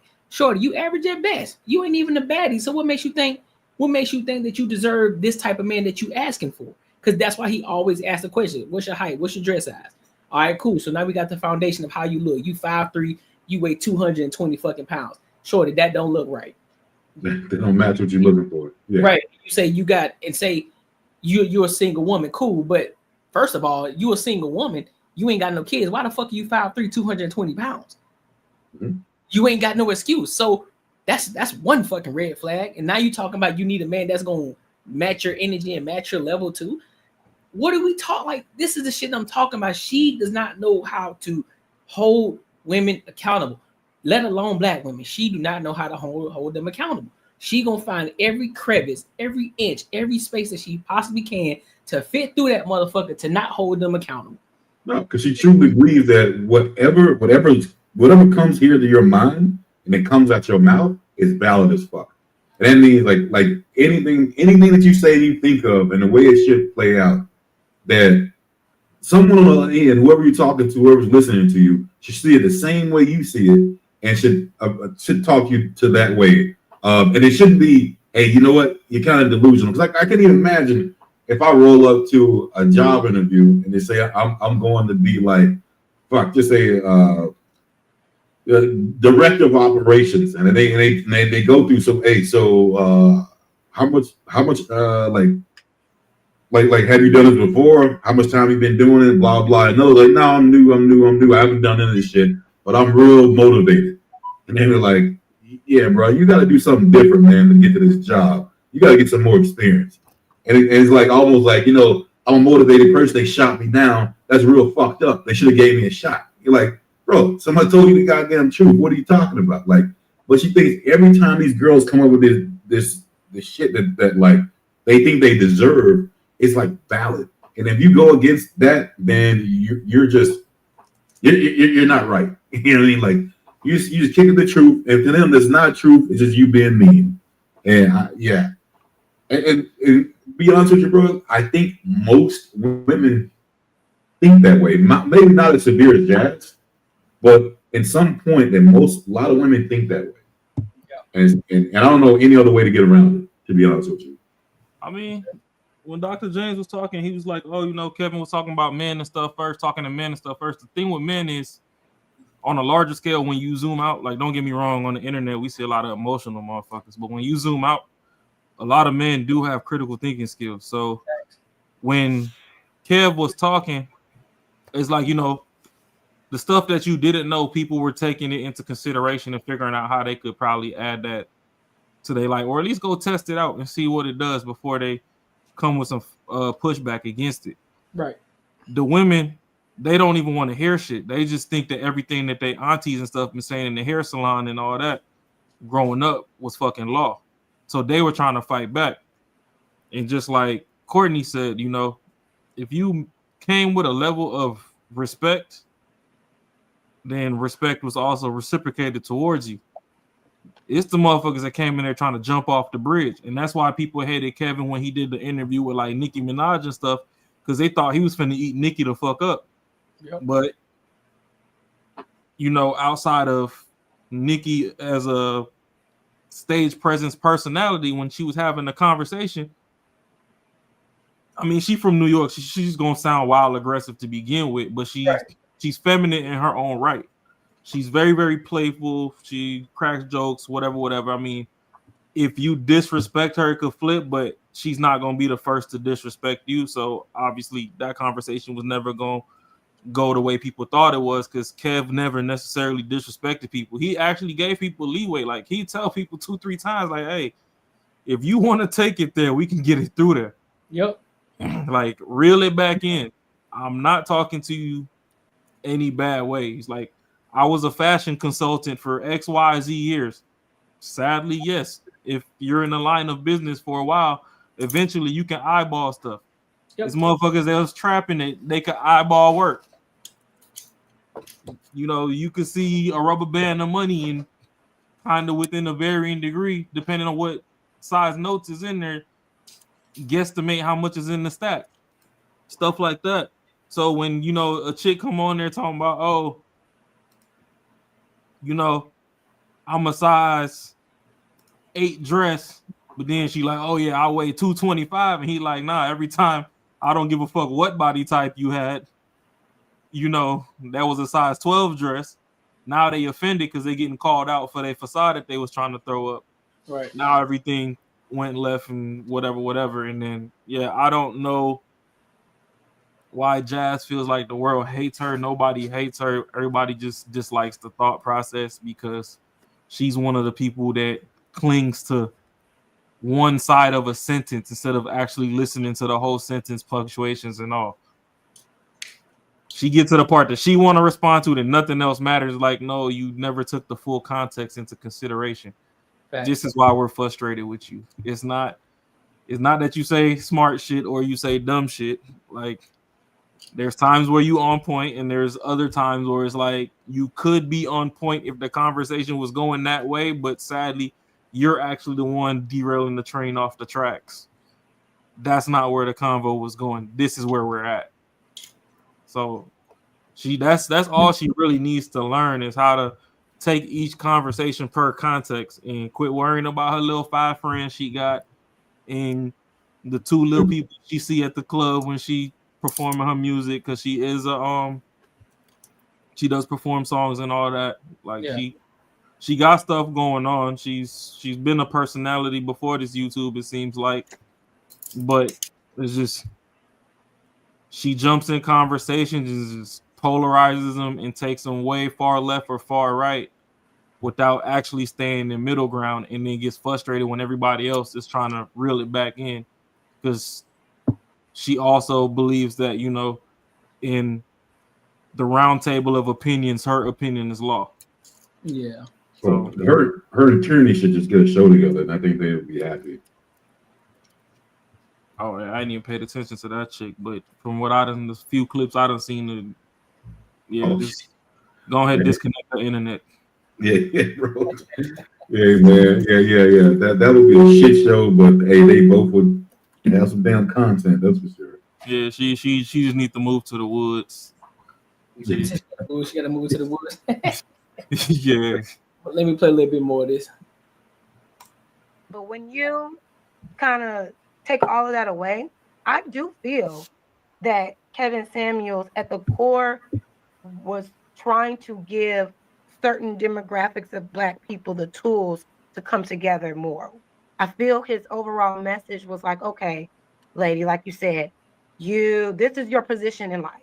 You look like this, you got this going on, you got these kids, you make this kind of money, you should maybe go and try to date this guy that maybe also have some kids, this guy that maybe work in the similar field as you. This is going to work better, as opposed to, like you said, you know, having all of these things where some people may call baggage or liability or whatever, and looking at men who aren't even on your radar. So I totally understood that. I am a big advocate for staying in your lane. And I feel like that's ultimately what he was trying to say. But sometimes the execution will get all crazy, and then you know what it was. Mm-hmm. What really concerned me about his intentions was the clip that I saw of him talking to a woman, and they were speaking about a scenario if they were together, because she had kids. The scenario was this: she already had kids. She married him without kids. They had a kid together. They're all moved in. One of her kids that aren't necessarily his biological kids, but they married, whatever. One day she got out the shower, and, you know, he was looking at her a certain type of way. Looked at her when she got out the shower, made the little girl feel uncomfortable. The girl tells her mom, Kevin Samuels is this is his scenario.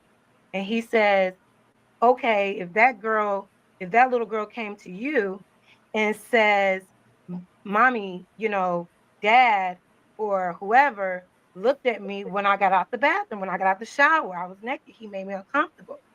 He asked that mother, whose side you gonna take? Are you gonna believe her? And he basically was saying to the mother that it would be her fault. What the mother said was, we're ending that relationship immediately, as any mother would, right? Because you're gonna believe. I don't have kids yet, but I feel if I did have children, I'm gonna believe my child. There's no man that could ever get me to not believe my child. That's me though, right? He was trying to tell this mother that she would be wrong for breaking up with him just because her daughter said something, because she could be lying. And she's willing to destroy and blow up their marriage and their family off of an alleged accusation from her daughter. And then also doubled down and judged her and made her feel guilty for trying to leave that relationship because they have a kid together. So he ultimately was saying, like, how are you going to say you're going to leave me when that's my kid too? These are my kids too. So to try to justify a mother not believing their child when that child tells the mother that she experienced some type of sexual uncomfort from a grown man, to not believe that child, I was done with him after that. Because there's no way you should be convincing a mother not to believe their child when they come to you about things like that. And the thing is, well, people are like, well, kids lie.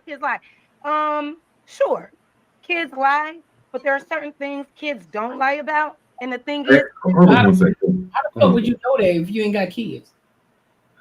Bro, it's no, like, I don't have to find it, but I do want to find it. But this is a good example of how find what, when you hear something that she totally twisted around. I know that I can just say I know that he did not say it in that kind of way. Like, he didn't know. Right. So the beauty in this is I was bored during the Forbidden Flu. I actually caught that episode. Yeah. And what Kevin was saying is, if this man pretty much is willing to live, die, and whatever for you, he had kids with you, whatever, why aren't you? He's not saying like not necessarily not giving him the benefit of the doubt, but why don't you get all sides of the story before you just jump off the fucking bridge? Oh, okay. Yeah, makes sense. Jazz just told you right here, she not willing to hear shit. She just gonna jump off the bridge. And that's why people with Jazz's current mindset, that's why their kids always end up in the fucking system. This is where you get people that's always in jail, in and out of jail, whatever, because you want to believe your kid all the fucking time instead of getting that story, getting the other person's story, getting the witness's story, whatever, however many stories you got to get, putting all them bitches on the table, finding the parallels, and be like, all right, now I can assess all this information and come to a conclusion. Because realistically, yeah, the daughter could have got out the damn shower and dude would have been there, and just because his head is in her direction don't mean that he's seen her. Right. At the same time, why the fuck are you coming out the damn restroom with no clothes on? If it's something you got to cross a hallway or whatever, so it's more than one person that got to be disciplined. The problem is all these people grew up faster than they should have. Yeah. And they were in proximity with a lot of weirdos. And things might have happened and slipped between the cracks. So the problem is they take their internal trauma and they immediately dump it on the situation, and they don't want to hear shit because that brings up the time where, oh, I was 6 and it was the cookout and I had to go take a shower, and the motherfucker, when I came out, he yanked my towel off me. But this ain't that. Right. Yeah, I want to hear that episode because just the way she painted it was more like he was saying that this is almost factual. Like he was saying, like laid up the story that daughter was in the shower, dude was in that room staring at her when he came out. Like the way she painted it was like, this is what happened. What you gonna do about it? Like the thing is, Kevin was good at sparking thought-provoking conversations. He wasn't painting it out like, oh, shorty came out the restroom and R. Kelly was standing there. Right. Oh no, I believe that. I believe what she's saying is totally like twisted. Like that's not the way that's not the way he laid it out. Definitely paraphrase. Because he was pretty much like, oh, everybody lies. But most especially at times kids can lie. So if this scenario happened to where this was the story and it potentially was a lie, how would you react? And everybody like, oh yeah, like why would you bring this up? And you know how women be in the comments, oh, all the men that support this is weirdos. It's like, no, y'all dumb bitches don't listen at all. As soon as you heard kid and look, y'all brain shut smooth the fuck off, and you ain't hear nothing else. It's immediately you out the door. Because for the people who do have kids, we do understand that a lot of times, even though the kids are young, a lot of times a lot of things that they interpret aren't what it actually is. Like, okay, so what is that you see? Oh, I saw this, that, and the third. Sweetheart, it ain't that. That ain't what you think it is. Or this ain't happened how you thought it was. That's not what this is. You got it mixed up. So so you have to take a step back. I get it. You won't. It's like, hold on, what the fuck? Because it sounds unnormal. What you mean looking at you? So now you got to go and ask questions like, hey, hold up, before I jump off the motherfucking porch. Hey, what the fuck happened? What was going on? Why would you hear this, that, and the third? Or what actually happened? Because again, a lot of kids they may not be able to process what the fuck actually happened, or be able to articulate properly what the fuck happened. So that shit just may be sounding weird. They may just be able to say, well, I got the shower, daddy was looking at me. What you mean? Looking at you. So now you got to dive deeper to what you mean looking at you. How was he looking at you? What the fuck was he doing? Why was he in the room? Like all these extra shit. So you can't just jump off the porch because now you really have to be careful because you can fuck up somebody's life off of a lie. So that's what you're saying. So to the women who are here, oh, this y'all are fucking weirds. No, we know how to fucking use our head, use critical thinking, know how to take a step back and not act on our emotions right out the gate. We take a step back. Yeah, we may want to jump off the fucking porch, but hey, take a step back. Think about what the fuck is going on. Think about the kid that you're talking to, regardless, because they may not be articulating themselves properly. And then you get all the information, like Ross said, you get all the information. Then you can come to a good conclusion once you got all the information and data that you needed. Yeah, and sometimes, bro, they just want attention. Man, I had a situation. I had a roommate that had a daughter, and we were in the kitchen, and she was doing something, and I was talking to the daughter, and the daughter just turned around to her and said, "Hey, he hit me," and I was like, "What?" And then she was like, "You say he hit you?" And then she was like, "Yeah, he hit me." And I'm like, "What the fuck? What's going on here?" Then she's like, "Ah, don't worry about it." And I'm like, "Yo, whoa, you need to do something about that because I don't want her going to tell her daddy that like I hit her." And that's a serious thing. She kind of brushed it off like it wasn't no big deal. I'm like, you need to address this like right now because that could be something wild that could happen. You know what I mean? So a lot and it's like a lot of times they're not trying to. They just don't understand how severe that could be. Like, saying someone like a grown-up hits you, like that could be real severe. They just don't know like the consequences of things that could happen. So like, yeah, like you said, like I don't think you should like automatically say that they're lying, but you gotta investigate that shit. Yeah, I agree. Yeah. You gotta especially something that's serious. Yeah, you gotta investigate that. No, I definitely agree. No, that's facts. If they're lying, we'll find out. But I'm going to believe my child first before anything. If she lying, then she lying, and we'll deal with that as it may. But a grown man telling a mother to believe a man over her own child, that ain't nobody that could ever tell me anything. Because now I know your intentions aren't pure. They are all self. They're all about self. it's like, well, So I get that, you know, from the 90s and before, people got their traumas or whatever.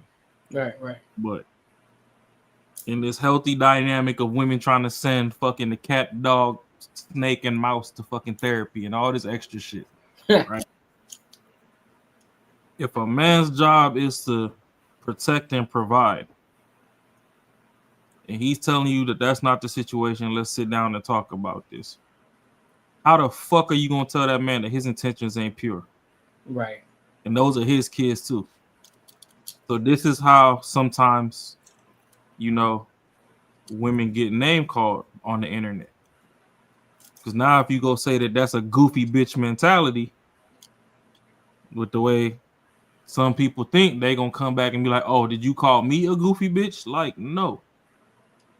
But that sequence of thoughts is goofy as fuck. Yeah.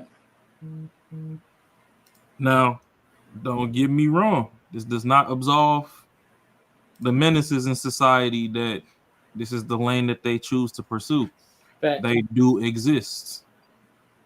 And if you 3-4 kids in and then you realize that this is the person you got, then, you know, I can't always say that the signs were up front. Some people are good at hiding themselves until they're not. Yep. So yes, you're gonna have, you know, loopholes. But overall, you've already fucked up. Because you said no matter what, off rip, you're believing the child, which means 9 times out of 10, you started a big ass argument, you got into a fight, you kicked him out, whatever. Some shit you can't come back from. Mm-hmm. As much as that man trusts you and he trusts himself to take care of you, is as much as you should trust him and trust that, you know, his provision is enough to take care of you and whatever else he created there. Yeah. Will emotions be high in a situation like that? Naturally, yes. Yep. In words of Macaroni Tony, women have a proclivity. Proclivity. To escalate shit off Jump Street. Right. Because emotion sometimes comes before logic. So I'm not gonna say it's gonna be an easy conversation.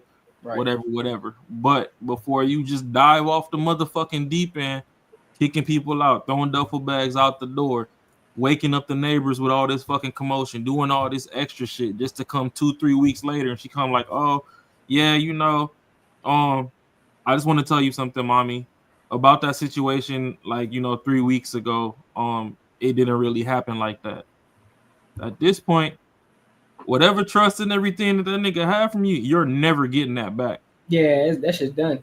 He can come back, he can play house, he can do whatever, but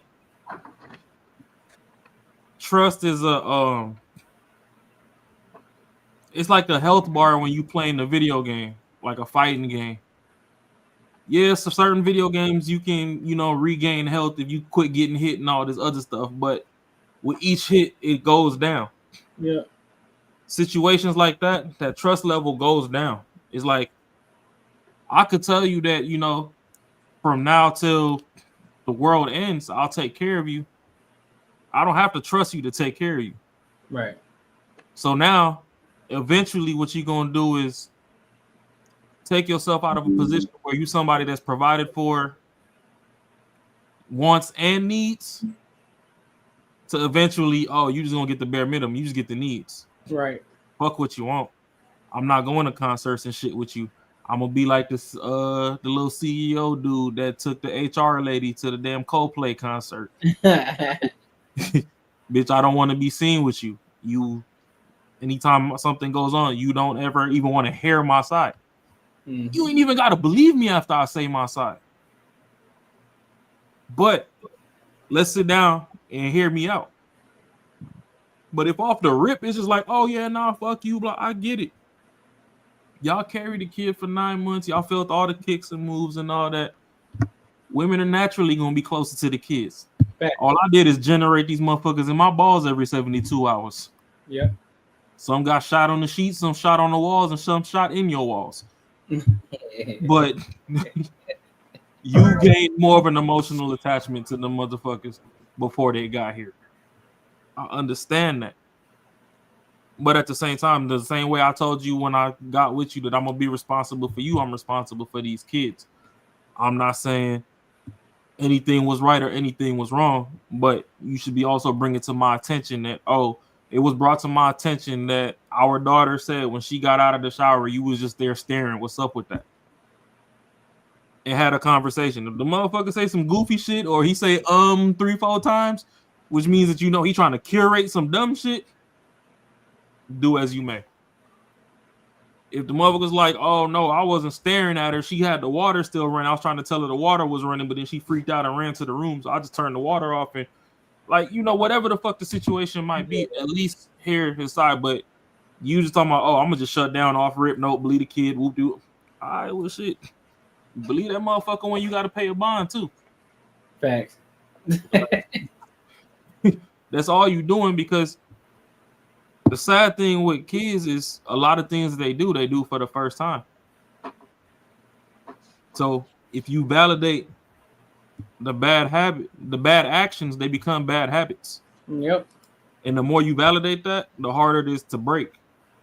So no, you need that kid to understand that, yes, I'm gonna always be in your corner, but I'm also need the 360 of the story before I just jump off the bridge believing you. Because if you believe that kid every single time, and Jazz, I know you're gonna see this.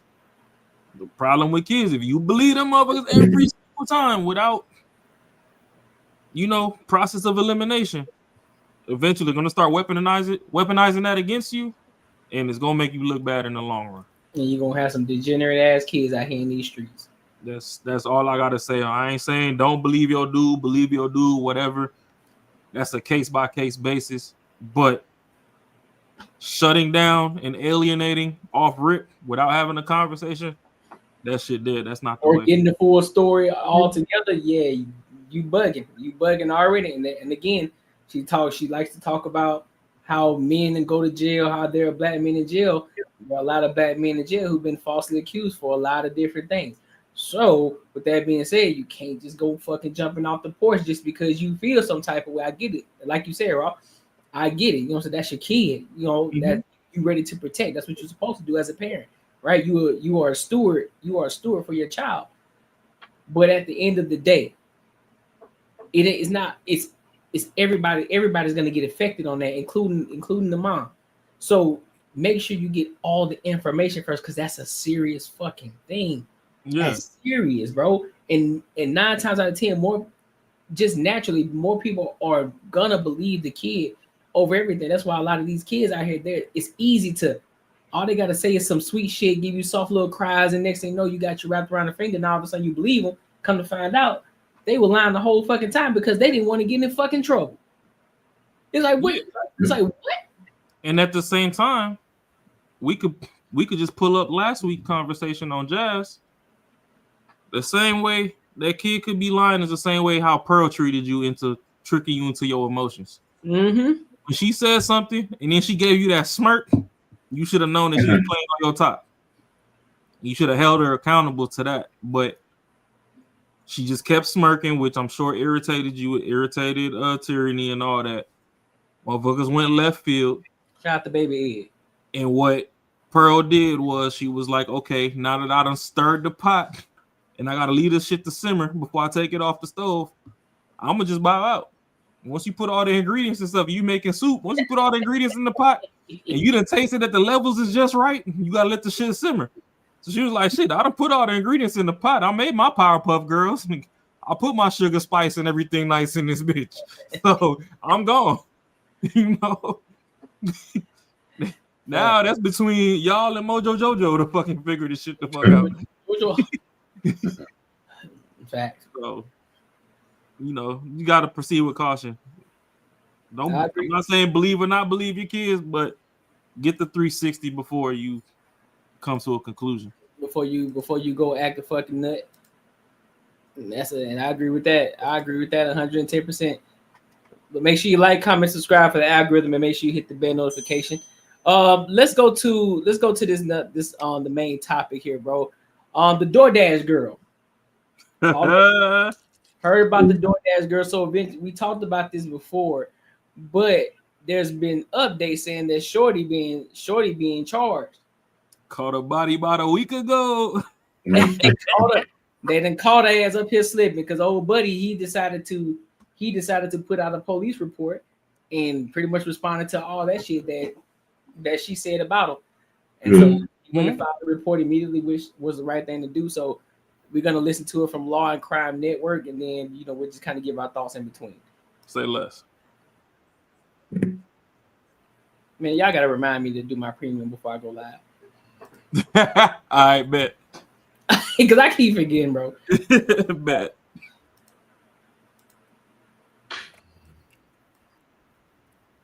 Look at him. Fucking white liberal. Victim! Remember, I'm the victim! A New York woman made wild claims against a DoorDash customer that she delivered food to. She says the man exposed himself to her inside his home, and she recorded him posting the images online. And she even went as far as saying he sexually assaulted her. And her TikTok videos about the situation spread like wildfire. But now she's the one under arrest. We're on the case presented by Law and Crime. I'm Chris Stewart.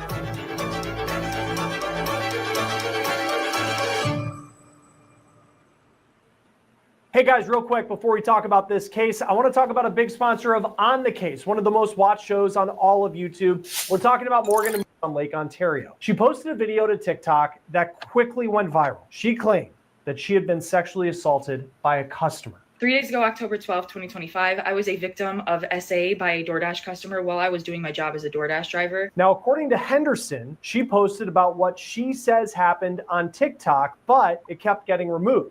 Whether that's because of the content that she posted violating app guidelines, or whether it was TikTok trying to, quote, silence her, as she claims, that's still unclear. The DoorDash customer requested that their order be left at their front door. When I arrived at their front door was wide open. Their lights were on, and they were sleeping on the couch within eyesight of the front door with their pants and underwear pulled down to their ankles, and they were indecently exposed to me. I got this on video, and I'm not even going to be posting the video clip anymore because I'm pretty sure that's what's getting me the strikes. But yeah, I reported it to DoorDash, and DoorDash did ban the customer. And then 2 days later, DoorDash banned me. So Henderson's allegations quickly went viral. Millions of people saw the video. It features the semi-nude man who, it appears, is passed out on the couch after leaving the home's front door open.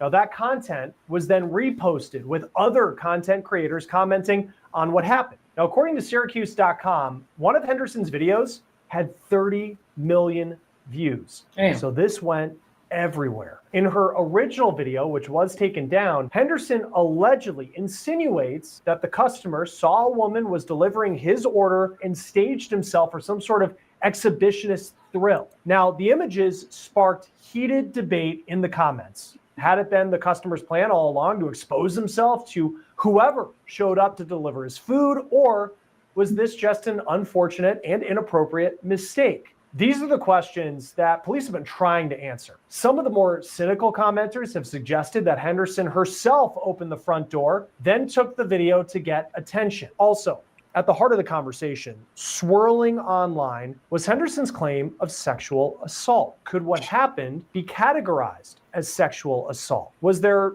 anything there for any sort of charge? We'll get more into that in just a moment, but Henderson made it clear that she was not giving up.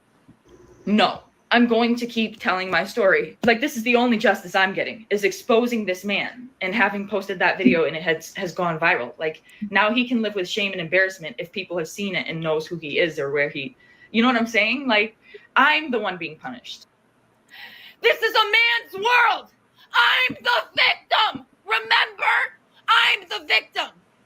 Aww. And they took down my video. They were going to have to pay me for my second story time because that was over a minute long. They were going to have to pay me for all those views I got. So nope, they took that right down. They took that right down. Absolutely not. They're not paying me for that. Nope. In a video with the caption, "Time to sue DoorDash." Hold on. So she wanted to get paid for that shit, huh? She wants some money. That's the first red flag right there. Also, you want to post it, so you thought that was gonna be a great clip. and you thought your shit was gonna go viral, which it did, but it went viral for the wrong reasons. Now you can put yourself in a whole fucking bind. And it's crazy. She's okay with ruining some dude's life so she can get popular on the internet. What's up, boy? Got him.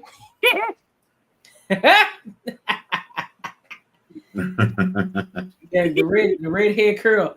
Yup. Facts. Oh shit. I know I ain't shit. Shout out to NPR. I ain't shit. Henderson said that she has spoken with DoorDash support multiple times and they refused to tell her why her account was deactivated. She also claims that she couldn't access money that she had already earned that hadn't been transferred from the app to her bank account. But then on October 16th, Henderson posted one last video. So I and the rest of the world, we all found out why I lost my job together. Good. That's the update. DoorDash put out its own statement on TikTok and other social media platforms saying, quote, "We've seen some tough and sensitive posts over the past few days, and we want to clear the air. No one should ever have to experience sexual assault, harassment, or abuse, and DoorDash never deactivates someone for reporting it, full stop. We take these reports incredibly seriously and work closely with law enforcement to investigate and support those affected. In this case, the Dasher let us know about an experience that made them feel unsafe, and that is exactly what we always want Dashers to do. Our team immediately began investigating and has been in direct contact with law enforcement and is prepared to fully support any of their efforts. However, posting a video of a customer in their home and disclosing their personal details publicly is a clear violation of our policies. That is the sole reason that this Dasher's account was deactivated along with the customers while we investigated. We've also ensured that the Dasher has full access to their earnings, and we know these are sensitive situations, and we want every Dasher to know if you ever feel unsafe or experience something concerning, come to us. We're here to listen, act, and support," end quote. Now that video update was the last thing Henderson posted to her TikTok page, and that is still active at the time of this recording. The reactions to DoorDash's TikTok statement do vary widely, with some still standing by Henderson. For example, one person commented, quote, "DoorDash upholds rape culture." Another commenter said that everything got blown way out of proportion, writing, quote, "Honestly, if I were her, I would have dropped it off and closed the door for him. She really tried to milk this situation and inconvenienced everyone." But a third commenter referred back to Henderson's first video, which was taken down, but it already spread. Quote, "Her original video showed the door was only a crack open. She opened it fully and entered. I would be fuming if I instructed a Dasher to leave it at my door and then they opened my door and came in to film me in my sleep." Henderson had claimed that she had gone to police to report what happened and that they'd done nothing. But an investigation was underway behind the scenes, and its focus was Henderson. So before I continue to keep going playing this video, y'all got any thoughts right now? Yep, just like my background. Shorty was brave. Definitely was brave. Hey man, you got to be bold as hell to walk up, because I did. She kept so the video kept getting flagged and it kept getting re-uploaded, but I was able to find the original video on X, formerly known as Twitter. Mm-hmm. And she dropped the food, kind of peeked through the crack, seen it, and then proceeded to push the door open. She actually crossed the door jamb, so technically she entered. That's breaking. She didn't walk all the way in, but she put a foot over the threshold of the door jamb. So technically, you entered that man's premises. All for whatever the heck you got going on, I don't know. For a viral clip. Yeah, but see, she thought she was eating and leaving no crumbs, and she ended up being the crumbs that fell with the bag of the bread. Fact. Because as much as you messed up that man's character, you messed up his whole livelihood, to be honest, because not only did you post a video of him in the nude and he was passed the fuck out, I could see if he was trying to answer the door and he just had his shit out and you was like, yo, like, what type of time is you on? Mm-hmm. This was knocked out. He probably whacking his shit and then went to sleep. Passed out. I mean that, or he came home and had to pee before he opened the door, so he just dropped pants and peed right in the front. Because you see his little patio was kind of weird. Like, yeah, you know, some dudes they'll piss anywhere. Fact. Like, you know, they ask for the restroom when it's time to go take a shit, but you can invite people in. They might go outside and just hit the corner of the house and be like, hey, you got cameras outside? Like, why you worry about some cameras, bro? Oh, I gotta pee. It's a whole bathroom. Just ask me to use the restroom, bro. Like, what, you ain't got no aim? You can't hit the water? you still pee on the seat at your old age? Like, what the hell you got going on? But to do that, and not only did you Athena, what's up? Hey, what up? But not only did you post this man partially nude, however you posted him. I mean, the video was wild. Right. But then you posted this man's address and all this other stuff. Like, you know how people are nowadays. You have a certain subsect of the internet that's, you know, they're just prone to crashing out for any reason. Like, right. A dude will book a flight from North Dakota just to that address just to go crash out. Yep. Like, shit's stupid nowadays. So putting all his personal information out there without, you know, I could see if you reported it to the police and it was like a genuine thing that happened. Right. And then nothing came of it. Nobody believed you, but you had your evidence or whatever, and they were just dragging their feet. And then out of frustration, you was like, fuck it, do as you may. Kind of like how people try to blame Trump for January 6th, but don't nobody know how to fucking actually dissect information. Right. For one, Trump wasn't the president, and he was like, oh, if you got any beef, like, just show up to this place. Because there was an actual speech that was supposed to be given. And, you know, he did call for security. And the people that he told to up the security, they were the ones that dropped the ball. Yep. But we'll leave that the fuck alone because I'm not really going to bring this into politics. But you done upended this man's whole livelihood. So his address is out there. His cheeks is all in the street, in these internet streets. I don't care how much you scrub the internet. Somebody done saved that video. Is going to get re-uploaded in 3 to 5 years. Yep. He done for it. Then you just running with this narrative that you were assaulted. Nothing happened to you physically. So where were you assaulted? Show me a bruise. But you see what they said, that it falls on the category of being assaulted, which is fucked up. How did you assault somebody naked? And that falls in the category. Assault and battery, right?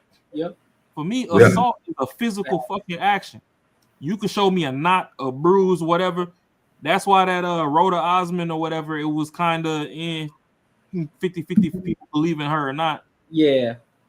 As to whether she actually got hit. You could visibly see where, you know, there was trauma to her physical body, whether self-inflicted or however the hell it came about. You could see that there was an area that's not like the rest of the areas. You can go through her last 15 pictures and look at her face now, and one doesn't look like the others. Okay. All you seen was some cheeks. Oh, it's bullshit. How did this man assault you? He's snoring. On his couch, comfortably. He comfortably knocked out on his couch. Bro, and she expected people just because she said it to fucking believe it, to go with it. Yeah. That's the case. If that's the case, and I see a chick and she on her 8th kid and the titties is flat and she whip out a titty to breastfeed, you assaulted me. That ain't the type of titty. Like for real. Them joints was right there. I seen the powder fall out them bitches. I got assaulted. For real though. But this always goes back to my point that I always make. That's why it's always important to get the full story. Because if everybody just would have took her word for it, they would have believed her. And it's like before Disney try to nuke the stream, I'm gonna change my background back. So I don't know if this is copyright or not. You crazy. And so, so that's the whole problem with this. That's the whole problem. And so she here screaming victim, crying wolf. I'm the victim. Shorty, you did everything wrong. And then, like I said, the red flag in the beginning of this video is when she said, well, y'all ain't paid. I was waiting on TikTok to pay me. For what? You think you finna get paid for that? You think they finna pay you for doxing somebody's address? You think they finna pay you for putting a naked man on fucking TikTok? What you got going on? What you tripping on? That's crazy. Yeah, that shit wild, bro. But I mean, we get the information. I bet Jazz will believe it though. Yeah, yeah, should definitely support it. But yeah, I think something should happen on this, like, you know, some sort of jail time or something, like, cause that's bullshit. Cause that she could have really ruined that dude's life, like big time, ruined his life. Yeah, This motherfucker got drunk and passed the fuck out. His life is ruined. Yeah. I mean, well, yeah, she got fired from her spot, but he lost his job too. Oh, he did? And you put his address on First Street, so now he has to move. How the fuck you moving with no job? You need a job. Oh, I didn't know that cat got fired. Yeah, you got called out for assault.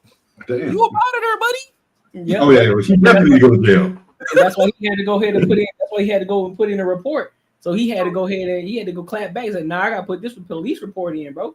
Not That's good. Come on, man. You know that man was super pissed when he woke up because somebody probably seen that and called him. So not only did he wake up and see some bullshit video of himself, but now he had to eat cold food. He was sitting on the couch waiting for some warm food, but he passed out. He didn't even get to pull his pants back up. He passed out. He don't even want that food no more. So now I ate some cold food. That much. And Shorty got my cheeks out here pasty white all over the internet because that's the one part that I ain't never fucking put in the tanning bed. Then she's saying I assaulted her, like, oh, I did something, then went to go sleep after. Yeah, no, that shit. Like, Oh, that's some bullshit right there, bro. That's trash.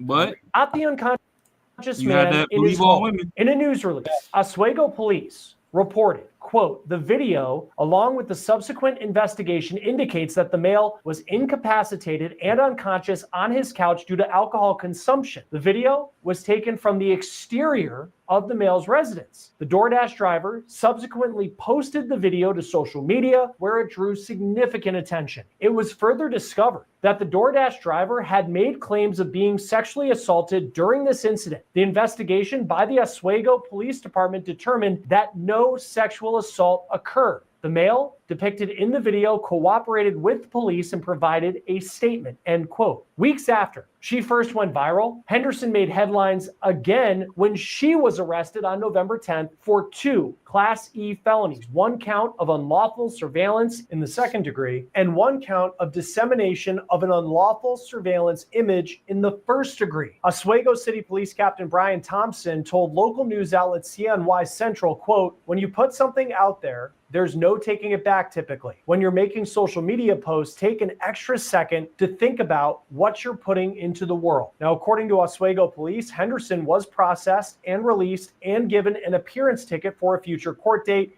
in city court that will be in December. If she is convicted, she could face up to 8 years in prison. Joining us now to talk about this case, and there is a lot to unpack here, Paul Townsend, criminal defense attorney. Great to have you on Law and Crime. I guess just first, have you ever seen a case like this? It just seems so bizarre about kind of the twists and turns that got us to this point. So I've never seen anything that is exactly analogous with this case, but we have seen kind of similar cases where somebody kind of surreptitiously records somebody in a state of undress and then does some sort of posting of it, whether it's on social media, whether it's on a blog or whatever, that kind of runs afoul of this statute. So it's the particular contours of this, the DoorDash aspect of it, and whether or not she was invited in or lured in, that I haven't really seen before. But this is not that far afield of what we can expect. When it comes to someone coming to your house, and what does the law say about, she has her camera phone and she sees something, she takes a picture of it. That's really, I know that there's other parts of it that we'll figure out how it plays out. But I guess as from the homeowner's perspective, like what are his rights in this situation when technically you've ordered food and someone is coming to your house? So in some ways, could you argue that she was invited into the home, and does that matter at all? So certainly there's an aspect of this where as a DoorDash person who's making a delivery, she's invited to be there. However, a homeowner has a reasonable expectation of privacy in their home, certainly. And just because somebody is invited as a delivery person, who has the option to leave whatever the delivery is at the front door, ring the doorbell, and that kind of satisfies their obligation for it. No DoorDash person is obligated to enter into somebody's home, especially if they're passed out on the couch and they're not opening the door to let them in. That is where it kind of transitions from she did nothing wrong to she finds this individual in a clear state of undress. It appears alcohol was involved. He's passed out on a couch. And she decides to take her phone out and, take pictures, which already is something that you're really not allowed to do. And then on top of that, she then posts to her kind of social media pages, which then it becomes kind of publicly accessible, which just kind of compounds her error.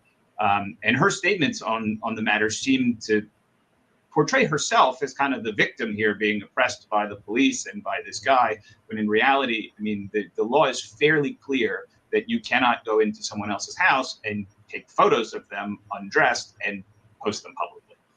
Well, and I think the time that we live in too, like the idea of going viral, and it's not just, I mean, even like Facebook back when I was in college in like 2008, if someone posted a bad picture, like it still felt like that was like in some ways insulated, because it was like you kind of knew who was on. I mean, nobody knew what they were talking about at the time. Like, and everybody was. Okay, I'll let them. I'll pass by that one. But yeah, honestly, I'd like to get Jazz's take on this, being that she quick to run. Like, I want to know how she could dissect the narrative. Being that she's a believe the first story heard type of person. Well, not to put a perception in people's minds of her, but that's just my observation. Because from the last topic we came from, where oh, I don't care, I'm just believe off rip. Okay, so did you believe this off rip? Because it don't really fully make sense. Like she'll probably say because she's not black, but she's a black woman and believe off rip. Yeah, that makes it even worse. It's a double jeopardy right there, boy. Yeah. Yeah, but when you a girl's girl, you don't get to choose what color the girl is. You're supposed to just you gotta rock out. That's facts. So she makes the rules. She'll be like, yo, if she was a black woman, then yeah, you gotta believe her off rip. Whatever she says. Yeah, I mean, this is all fucked up. This is all some fucked up shit. Like, but stuff like this happens all the time. And stuff like this happens where there's no video camera, and motherfuckers just going on with the story. Like that girl, truly, I'm not even bullshitting. I think she truly felt again that she was taken advantage of, even though she walked her ass in that house. I think because she even said the narrative almost like, "Yo, he set that shit up for her to walk in the house. He left the door open for her to walk her ass in the house, and he'd be naked." Like, come on, man. Like, I really believe she believed that shit. No, I agree. Nah, setting it up would have been you came there and then you would have seen him humping his hand. Yeah, no. Yeah. That makes sense again. But I think in her mind, it's like it already played out, but that's how he set it up. To me and you, it sounds stupid as fuck. To me, yeah. But I think she believes it. That's how it actually happened. Dude had a mishap. I can't even say it's an honest mistake.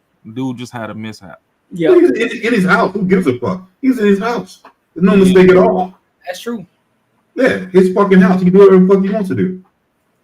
Yeah, so that's the thing. Like, he had a mishap. Everybody's like, oh, well, she had her phone. Well, I mean, it's a delivery service. So a lot of these delivery services, they do want you to take a picture of whatever items were delivered when you drop it off. So yeah, of course her camera was right there ready. Now, what she did was close out the app and open her regular camera to be on some bullshit. Yeah. But even if you wanted to get that dude in trouble, you could have took a couple steps back, made sure he was in frame when you took the picture, submitted the picture to DoorDash and been like, I'm kind of uncomfortable with these night deliveries. Is there something else I could do to make money? Like, is there other avenues that y'all thinking about incorporating into the program that I can run? Because this is getting weird. Like, I just delivered this food and buddy over there got his cheeks out. I believe that it was. She looked at it as an opportunity. She thought it was a payday. It was an opportunity because again, just like what the lawyers were saying, we're in this social media age that everybody wants to go viral for something, and at the expense that can be at the expense of somebody else or at the expense of their own moral values. And so, her doing that, because all of us in ordered DoorDash before. Shit, nigga, I'm even the creep sometimes. Nigga, I don't want to open the door when they taking the picture. So I'm peeking through the fucking hole like a creep, seeing if they took the picture and walked the fuck off yet. So they take a few steps back, all the way back, take the picture, and then they walk the fuck off, and I wait till they get in their car and I open the door and get the food.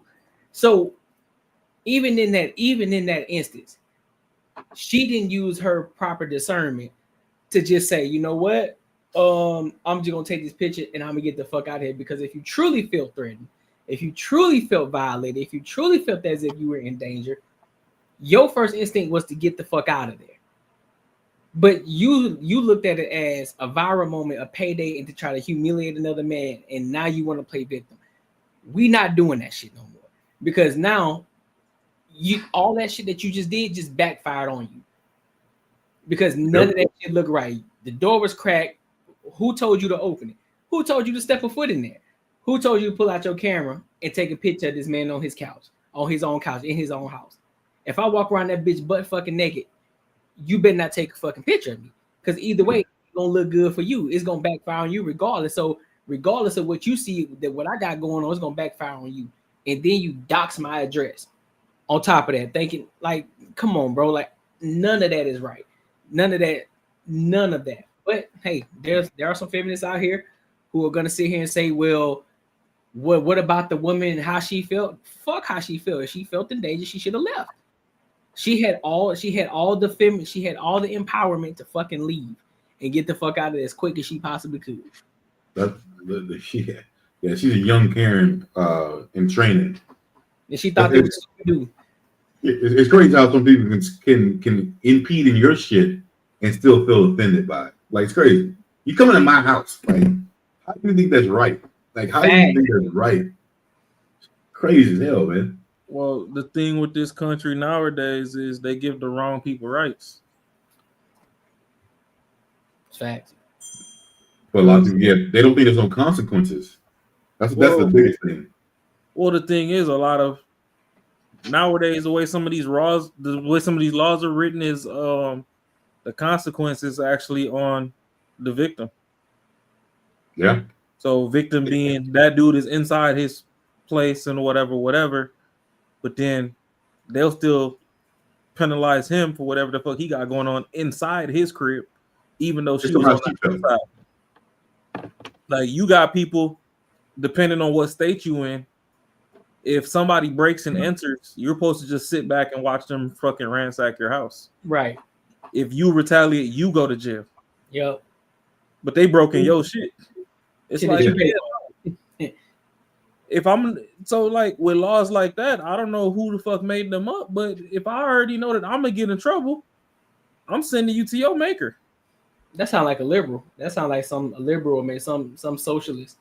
But yeah, no, I don't, cause I watch a lot of crime TV, so my shit, I done seen a whole bunch of different ass crime TV. Like there's this show called Frogger, and it starts with a PH instead of an F. It's like Frogger or Frogging or whatever, and it's pretty much like people that they break into people's homes and they like live in the walls and the attics and all this other stuff, and they be doing weird shit. Oh shit, yeah. And like, yeah, this one dude was squatting in this dude's house. And this dude, I don't know what kind of mental health he was going through, but he was petty, bro. Like, buddy, wait for the people of the house to go to work, and then he'll jump out the attic. He'd come, he'd drink that orange juice down to the last squig, and then put it back in the fridge. Or like, let's say like you made a sandwich, but you have to go use the restroom. He'd jump out real quick and come eat like the sandwich down and leave like the last 2 bites on the plate. Now you looking around. Shit. Yeah, he was doing wild shit, but the whole time he was tweaked out. Like they eventually got him up out of there, but yeah, it was kind of brought up to where like, oh, if you would have really did anything to him, you would have been in trouble. It's like how? Like This motherfucker don't pay my mortgage. He don't put food in his fridge. Right. He over here eating my shit. Like, I kind of want to throw up. I don't know if he done backwashing any of my shit over the years. Right. You feel How me? long has he been here? But you know, Right. it's so many laws that's like weaponizing the victims now that people think they could just get over and take advantage now. Yeah. Which I don't know if that was Shorty's thought process or she just really is just that fucked off. But this is kind of trash. Like, we already survived the believe all women era, which we kind of on the back end of healing that now. But you know, it's gonna take longer for Buddy to bounce back. Like, what if there was no video and they actually went by word? Oh, he's in jail. She could have sat there and just called the cops, and they could have showed up and then just seen the situation there, and she could have put on some theatrics once they got there, and they could have got Buddy fucking arrested and put on the list. Yeah. Nah, he can't get no high paying job no more. Yep. And you know shit like that's happened before. Yeah, so it's like, you know, you assassinating that man's character. Luckily, this one, when she did it this time around, being that, you know, clout is also a hell of a drug. I don't know what motivated her to do this, but at least she assassinated her own character in the process. Yeah. Because that's now good. it's harder for people to take you seriously. Yep. You done cried wolf, and it don't make sense to, you know, 51% of the internet. So you still teetered over half. 51% don't believe you. The other 49%, in the words of Young Thug, whoop-de-doo. You know what, man, but one thing is, I think she might get up. I think they probably just give her a slap on the wrist. I know one thing for sure: if that shit was reversed and it was a dude that did the shit, it ain't no doubt that motherfucker ain't gonna do no jail time. He doing some jail time for sure. Even if she get off, I hope Buddy's as petty as I am, because I'm suing her out her bra straps and lace panties. Oh God! When I'm done, you ain't gonna own shit but the pores on your body. Oh yeah. God, this was uncalled for. I'm in my mode. I'm laying there. I'm passed the fuck out. Then you just went to the worst extreme you possibly could go. Then you have my information. You know who I am vaguely. I don't know who the fuck you are. Right. But then you also endangered my safety by putting my address out there. I don't know who you are outside of your face. Which technically I could just go join the Facebook group and they gonna out you anyway, but right. We ain't gonna go down the criminology side of life. Yeah, don't do that. Everybody can get touched if need be, but that's just insanity. Like, I don't know where. I get that people be talking about mental health and all that, but I don't know. Some people just need to be ostracized from society. Yeah. Send her to Madagascar. Go play with Komodo dragons or something. Something. I agree. But any final thoughts on that one? Cancel that bitch like Nino. Yeah, shit. Yeah, she definitely canceled. Ain't no coming back from that shit. She better whatever she can get up out of it right now. She better get it because that shit over with. Oh yeah, that bikini bean joint was wild too. Boy, man, was it? God damn it, Buddy off himself after they got done put this shit on live. I did a reaction. I did a reaction to it a while back. I said that shit was wild, bro. I'm like, my man, what made you really think that? Because Shorty's out there in the bikinis, dog. Like, you got places that you can go in and do that, right? That's what I'm saying. You can't do that, but like, I mean, you got places where you can just, you know what I'm saying? You can. you can get it off. Hey, come on, bro. Yeah, I don't know. Because every time I've gone to Bikini Bean, it's cool. Like, I done took selfies with the Chiefs before. Yeah, bro. No, that motherfucker rolled up with his hand. He's like, yo. Yeah, he forgot the pants at home. Yeah. Hey, he thought he was finna sneak one. That's why he like, shit, I might be able to catch one right quick. She might be right on time with it. But what blew me was after he took himself out the game, then like all the incels and stuff went over there and held a candlelight, and it's like y'all holding a candlelight for a man that had a girl and a kid. That's like I don't know if they was together or not together, or whatever, but he actually has physical proof walking around this planet that his nuts work. You know, you can't even get the coochie. Well, he really, bro. I listen, bro. The fact when I saw that video and when he pulled up and he realized there was a camera right there, but his face, he was smiling at first. He saw that camera, his face dropped like a mother. That nigga said, "Oh yeah." Your boy thought they were into it. He was like, "Yeah, oh shit." He thought it was a prank, but they probably saw that shit coming a mile away. Oh, Jesus, man. Some of these cats just gotta think, man. They gotta think. That shit was funny as hell, dog. But it's like he could have went to the club and just got VIP, and depending on who came to the damn room with you, they'll let you leave it out. Facts. I mean, the bouncer's still gonna kick you out if he see you, but hey, just get the OnlyFans account, man. Just get the OnlyFans account. You good? Fuck it. Get the OnlyFans account. Nah, bro, don't do that. Just do it, man. It doesn't fucking going to jail. That man wanted. Nah, he wanted physical interaction. I mean, he was still just gonna look at it. He wasn't gonna touch it. So I mean, he might as well just go and get the OnlyFans. Yeah, but he wanted to physically see the reaction when they saw that shit. Yeah, that's wild. Like, oh yeah, it's big, huh? You like that?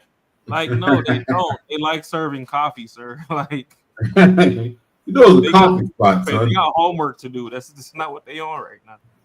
That shit. Yeah, I know your surroundings. That shit was stupid. They did that in Scottsdale. Like, boy, if them police was on speed dial, you feel me? You probably would have got away with it over there in Glendale somewhere. Like, come on, man. Like, nah, you bugging. Like, you bugging, homie. I don't think they got no bikini beans over on the west side. Yeah, they got one. Yeah, they got one over here. They do? Yeah, bro. I mean, like the real west side. It's over here on it's down the street from my career, bro. No, I'm talking about like the real shit. The real west side. What's the real west side? What ain't that new. It's the real west side. What you mean? Hey, the shit that ain't that new. That's what I'm talking about. Bro, I done went to Courtney's spot. It's anything more west than that, pack a lunch, you heading to Cali, nigga. Like, oh no, I mean, you know I'm talking about the west side, like fucking shit. Where is it at? Man, you gotta be tripping now. You talking about that? Not like actual west. I mean, not where it's like new. I'm talking about where it's like fucking like in the hood. Oh, you southwest. That's why. Are you go South Phoenix? You know, somewhere around there. Nah, you got it. What are you talking about? You got it. Are you talking about like Levine? Yeah. Well, shit. Hey, Levine's all right, man. That's South Side, man. That ain't no goddamn West Side. No, not where I live. Shit. Because I'm talking, if you any deeper west than Courtney, man, pack hey, no, I'm talking about like South Phoenix, like in the streets, like fucking like 19th Street, fucking like over there. That's what I'm talking about. That wouldn't be a good place to open that up. That's what I'm saying. They don't have no bikini bean over there. But they did. They did. You might be good. Shit, me. Nah, that shit ain't gonna make it. Nah, they got one on. I mean, they got one on like 7th Ave and something. I forgot where the cross street is. It's like 7th Street or 7th Ave. Yeah. Or probably. It's gotta be like downtown or something. Close to that. But they don't need to bring that to the hood. Hell no. No, I'm saying, but that would be the only place he would have flew, possibly. It wouldn't even. He probably would have got away with it. Huh? Nah, you don't want your meat out next to the ratchets. Facts. He would have offed himself in the drive-thru. They would have laughed at his ass so hard. I think he gonna survive that. I think he'll be all right. The whole camera shit. I don't think he can take it. Bro, you got it. Depending on, see if they let the ratchet women slide through and get the day job there. There's some big fine shit, but she like a loose screw, and you pull up doing that shit, and she start laying into your ass, and she put you on snap or something. Oh, you ain't making it to the end of that drive. Hey, bro, they gonna be selling more than coffee at that thing. I'm telling you that. Nah, all they sell is coffee and donuts. No, I'm saying they get some ratchet in there. He said for that hood, they're gonna be selling more than that. Well, nah, they actually do have strict policies. So if they do try to solicit like extra shit and stuff like that, they would be. That shit done. Cause they're a young couple too. Yeah, they'd be docs and stuff. Like, I ain't quite met the owner of the spot yet. Which I met the photographer. I met the photographer of them, like who be doing them, taking all their pictures and shit. I actually yeah, because I'm hoping to rub shoulders with him soon. I've been in a couple close vicinities, but I ain't quite ran into him yet. Might have to talk. I might have to talk to him about this sponsorship. Like, hey, bro, come through, big dog. Because when I was doing my pressure washing business, I was trying to get a contract deal with them so I can pressure wash all their fucking spots. Mm-hmm. But I think they had some people in place already. I was like, oh, y'all dirty. But I'm like, hey, nah. Let's look he at seemed this like a cool dude. Like I seen him on IG and stuff. He seemed like a cool dude, and he do hire some cool girls and stuff. I mean, I'll be going up there. I got one close to my spot, so now we gotta look at it from a sponsorship standpoint. Like, hey, bro, we need to have a conversation, homie. Yeah, no, we could definitely do that. Yeah. Shit, I got a shorty I'm gonna reach out to that's on my Facebook and stuff. She says that she does social media managing, blah blah blah. But I'm gonna see if she goes as far as getting like sponsors, whatever too. And then if she does, then I'll tie that back and then I'll tap you in. But if it's just promoting posts and all that, then no, we don't want that. Beyond that, like we good on that. We need some real movement over. We need some real movement over here. We ain't got time for all that shit. I need to be able to let everybody know what kind of liquor is in my. You feel me? You know what I'm saying? You know what I'm saying? Give us some customized cups or something. You feel me? Like what's going on? Let's get some branding going on. I might have to hang another little sign off the street sign up there. There you go. We'll get that. Hey, you get your boy drinking on a Tuesday. Hey, listen, it'd be worth it. It'd be worth it. It'd be worth it then. It'd be worth it. This is a tax write-off for entertainment purposes. Yeah, it'd be good. Entertainment purposes only. Listen, man, make sure y'all like, comment, subscribe for the algorithm. Make sure I hit the bell notification. Listen, tonight was a dope night. I thought we was gonna go to another topic, but that shit was gonna be too long. What you got? What's in the cut?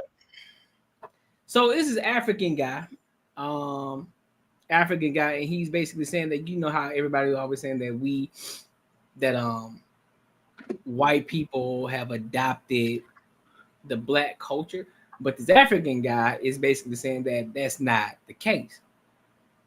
And he said he was given a different perspective from over there in his culture.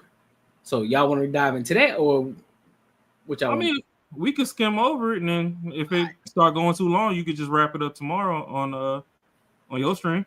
All right, let's get to it then. Let me tap in on it. Make sure I find it. Ooh, finger waves. We starting off some great movies on living in the South, or how to, or are people experiencing. And mind you, she's an American woman, by the way. Okay. Jim Crow, and or living in the Jim Crow area. So when I've heard this topic or this subject on there's no such thing as white supremacy, I said, well, what about the Aryan race or the Brotherhood? What about the KKK? Aren't they part of the white supremacy group? Aren't these the folks who made it very difficult for Black people in the South during the Jim Crow era and the civil rights? You know, these are a system that was in place for white people or people who were in power to make it very difficult for people of color. Yes, it is. Everything you've said is true. Mm-hmm. When I say there's no such thing as white supremacy, I'm simply asking people to help define for me. When you use the word white supremacy, you're saying that white people think, or you're saying they are superior or supreme? Because the word supremacy, I think, comes from the fact that somebody is supreme. So is it an affirmation? Is it a question? Or is it an accusation? What is it when they say white supremacist? The truth is, not every child gets the chance to go to the movies. In North America alone, more than 20 million. Well, that's a good evaluation. I would say white supremacy from the way I see it, or the way it's been defined to me, or maybe the way I evaluate the whole concept, is a group of white people believing that they're superior and they don't want any exchange with people like me or people of color. Or it could be extended to other folks as well. A certain group of white people who believe that they are superior. Yes, you said. And where might we find these kind of statements made by one particular person, a group of people? Where is it? Are they the ones saying it? Because when I came to the United States of America, it's like you said, I came to the United States of America. I never heard. I've lived in a white town for 5 years, Westport, and I've lived in a black or mixed town, which is Bridgeport, and I've traveled in the United States. I've never met a white person who said to me or to anybody or I hear say, I'm superior, therefore you can sit in my car. So where did it start? Who said it? Who said that? Okay, what does the white supremacy do? You see, when people have to, when you say something like atheists and theists have only two things. Atheist says, I can't see God, therefore there is no God, right? A theist would then try to, say he hasn't revealed himself to you. One, white supremacists. Is this an institution? Is it a building? Do they go to work? Do they have a hierarchy? What do they do on a daily basis? And what do they do that affect people, as we said, negatively? Who said white supremacy? The white men said it, or we made a conclusion that their behavior is because they think they're superior? So, I mean, I don't know when the term was actually coined, white supremacy, but that's what they've been called for since the 19th century. That's correct. That's what they've been called. Yes. And so this is what we call them as well. That's correct. That is what they've been called. Every time people find themselves in a situation they think they've been oppressed, of course they have to find a word to describe the other person so you can identify him as the one you're talking about. But I am saying, if the people have not continuously built an institution, a building, a place, somebody is paid, they have a hierarchy, continuously saying, you mentioned the KKK. I've been to their headquarters when I used to work in Shelton, and I've gone on their website. They simply said that they believe that white should remain white. They don't want to mix their race, and therefore they don't encourage interracial marriage. They want to, just like the Koreans are doing today, just like the Japanese and the Chinese and Indians all over. There is nothing suggesting that therefore the Koreans are superior or they say they are superior to you. So the Aryan Brotherhood doesn't say or promote that they are superior? Well, even if a group of, the other day I was invited to come to an award called Black Excellence. Well, if you are excellent, then everybody else is what? In the 70s we had, I'm black and proud. Black is beautiful. We went around Muhammad Ali and everybody saying, I'm superior to you. And I can show it to you either in boxing, in running, and in the other. So even if people say that, a group of people, but it's not an institution sanctioned by a government. We don't make laws and pay taxes to the white supremacists every year. So even if a group of people, black people, say, we are the best thing God ever made, Millennium College is better than everybody, and we say it all the time. But just because you're saying it doesn't mean that it's an institution, I can see it, it does anything to me. So why do we keep repeating the word? Like when somebody say, for example, you've heard this, he doesn't like me because of my skin color. Who said that? Is it the person who did the hating or the person who was hated? Who said he didn't like me because of my skin color? The person who's hating. That's correct. Does that make it true? You didn't ask the person who did the hating. You wanted something to show why he had that behavior.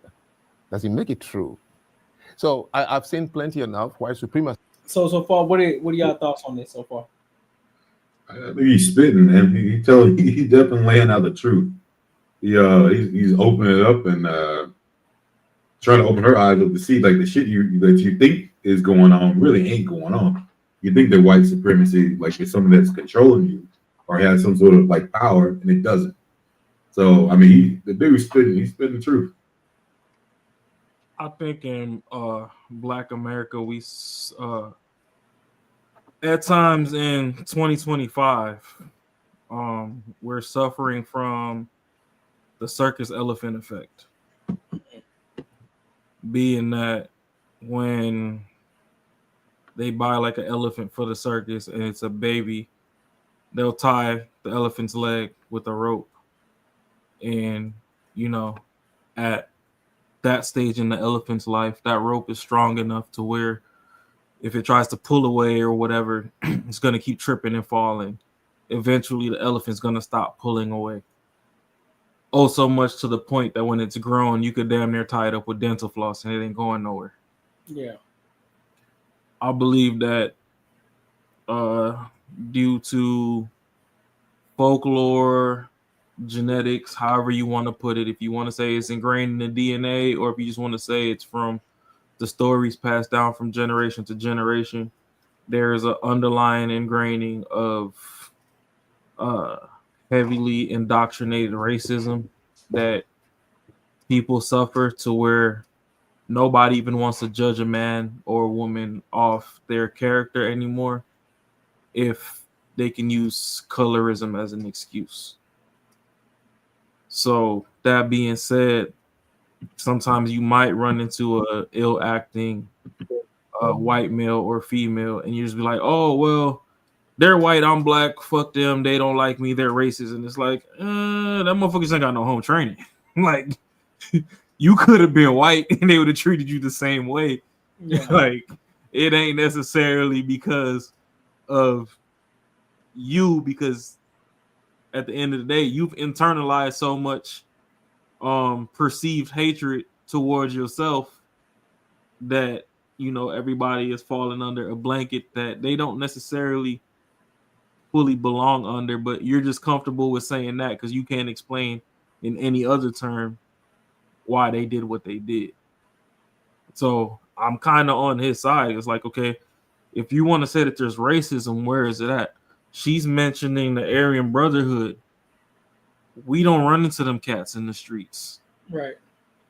If you stay out the penitentiary, 9 times out of 10, you don't have to worry about the Aryan Brotherhood. Right. The KKK wore hoods to get their stress off.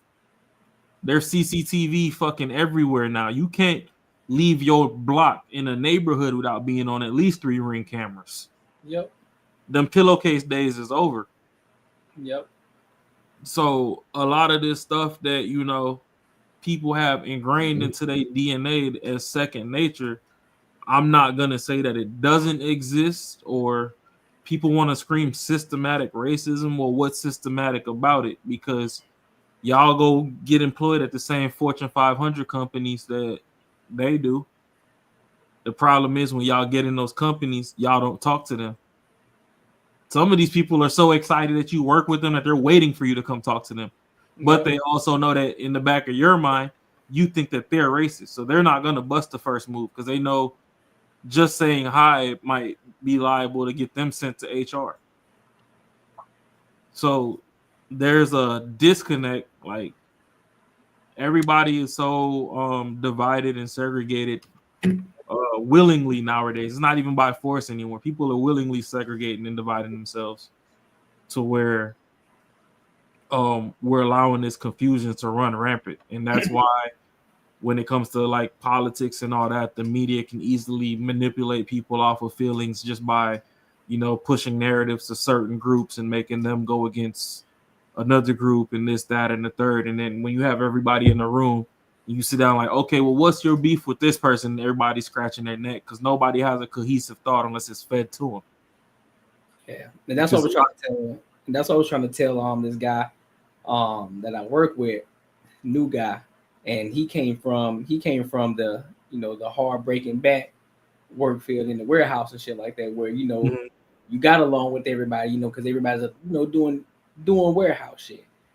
And so now he had to tap into the corporate side of things. And so now he's like, bro, everything is different here. I said, yeah, everything is different. And so he kind of falls time to time, he'll fall back into this mindset of, man, is that person racist? Is that person? I said, nah, bro. I said, listen, that person might be weird, but I really don't think that's the case here. I said, you just got to understand the game that you're playing. You got to understand where you're at. You got to understand the environment that you're in. I say, it's more, it ain't about just the warehouse work. You just had to make sure that you do the quality, you do the fucking work. You put in the work, you go to fuck home. But here, you got to do both the work and play the game at the same time. I said, so you gotta understand who the fuck to talk to, you know, understand, you know, the stool pigeons of the company, you know, certain people to talk to, certain people not to talk to, but these are the main people that you need to have good conversations with, because when shit comes down to the fan, they're not gonna fire you based off of the work that you're doing, or the work that you're not doing. They may tell you, hey, we gotta let you go just based off of you don't fit the culture. And so that's one of the things I was trying to tell. I said, listen, bro, play the game. Like, fuck all that. Who looking at you a certain type of way? I said, listen, you a big dude. So they call you a big dude. So nigga, I looked at you, girl. I'm like, man, who this big nigga is, man? So you gotta understand that. So you can't take everything with this person is racist or this person might be racist just because they're a different skin color. Like, nah.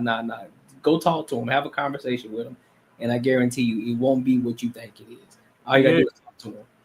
And like, you know, people need to also learn. I mean, it's hard to learn. Don't get me wrong, because coming from rougher neighborhoods and stepping into corporate, it is kind of like, you know, it's like when you go bowling and you put the bumpers up on the lane.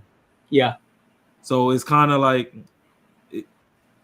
corporate feels like the hood, but with guardrails. Yeah. So to speak. It's weird to explain, but you know, sometimes you gotta leave. Just like me. I mean, obviously, all three of us up here right now, we didn't all met in person or whatever. I got a little bit of size on me. People come up to me and they don't know how to start a conversation. Oh, hey, yeah. Hey, how you doing? What's your name? Oh, okay. Jay. All right, that's cool. You ever played any sports or anything? You play football? And you know, it's like, if I wanted to be ignorant, I could just be like, damn, bro, like, why you being racist? Like, just because I'm big, I play football? It's like, no. Dude's trying to spark a conversation. He don't know where to come from with it. So you got some mass on you. Did you acquire that from playing sports, or like what you got going on? So people need to understand, you know. And 9 times out of 10, most black people play sports. So it's a valid question. You know what I mean? Yeah, so it's a cool 50-50. Yeah. But you know, like, people just need to learn how to assimilate to other cultures and stuff too. Like, yeah, is there in history books that are being erased from history because this group owns slaves, that group owns slaves? I mean, if you want to be realistic, every group owns slaves to varying degrees. Yep. I mean, we enslaved our own people, they enslaved their own people, outside of, you know, the polarizing shit that they really tried to push, that they're trying to walk back now. Yeah. But at day's end, you have a better clear shot at success in this day and age than your parents or your grandparents. Yep. So to go through an election cycle and say, oh, this person's racist, that person's racist, blah, blah, blah, but then y'all unconsciously ended up voting for the actual fucking racist anyway, is kind of wild. And like, people gonna have to zoom out and see who's who. I'm not gonna name drop. I know people gonna have their polarizing thoughts here and there, but they gonna have to zoom out and see for themselves what's what. Because on one end, they got perceptions of these people being holy grail and this person being one way, but then when you zoom out, there's a person that's helped a lot of black people do a lot of things, put money behind. And don't get me wrong, there's positives and negatives, there's pros and cons to everything. Right. But that's where we need to start graduating from. I mean, let's face it, bro. Ain't nobody trapping and fucking. You ain't getting Frank Lucas level trapping this day and age. You not finna be American gangs. All that shit's dead. It's cameras everywhere. Oh yeah, that shit over with. Cameras everywhere. Motherfuckers soft as butter. They snitching as soon as you fucking smile at them. That shit is over with. Yeah, your bitches ain't gonna hold you down. They've been looking at 3 other fucking niggas in gray sweatpants. They can't wait to fucking see what them pendulums look like when they pull them out. Yeah, you're done. Yep. So it's time to assimilate to this corporate lifestyle, figure out the game, learn how to play it, and don't be so toxic to where you're unbearable to be around people that can actually help you if you're open to not even have a conversation. You be open to just start the motherfuckers. Honestly, some of these people, If you can get past the next 3 sentences after you say hi, they'll talk your fucking ear off for an hour and a half. Facts. And there's so many gems and so much game you can get in between there if you know what to look for and what to pick up. That, you know, it can help you in the long run. And then that's what we need to dive back into the each one teach one. Because when you gonna learn something over there that can help you, if you implement it, it helps you, bring that shit back to the hood. That's a fact. I agree, bro. I agree with that 110%. Bro, and it may be crazy, it might be something I need to say on the back end. But at the same time, I'm still hold on, let me fix that real quick. You bet. But I'm still on the same tip of making the right connections and plays, even with this YouTube shit. Yeah. To bring it back to the family. You know what I'm saying? So fuck that.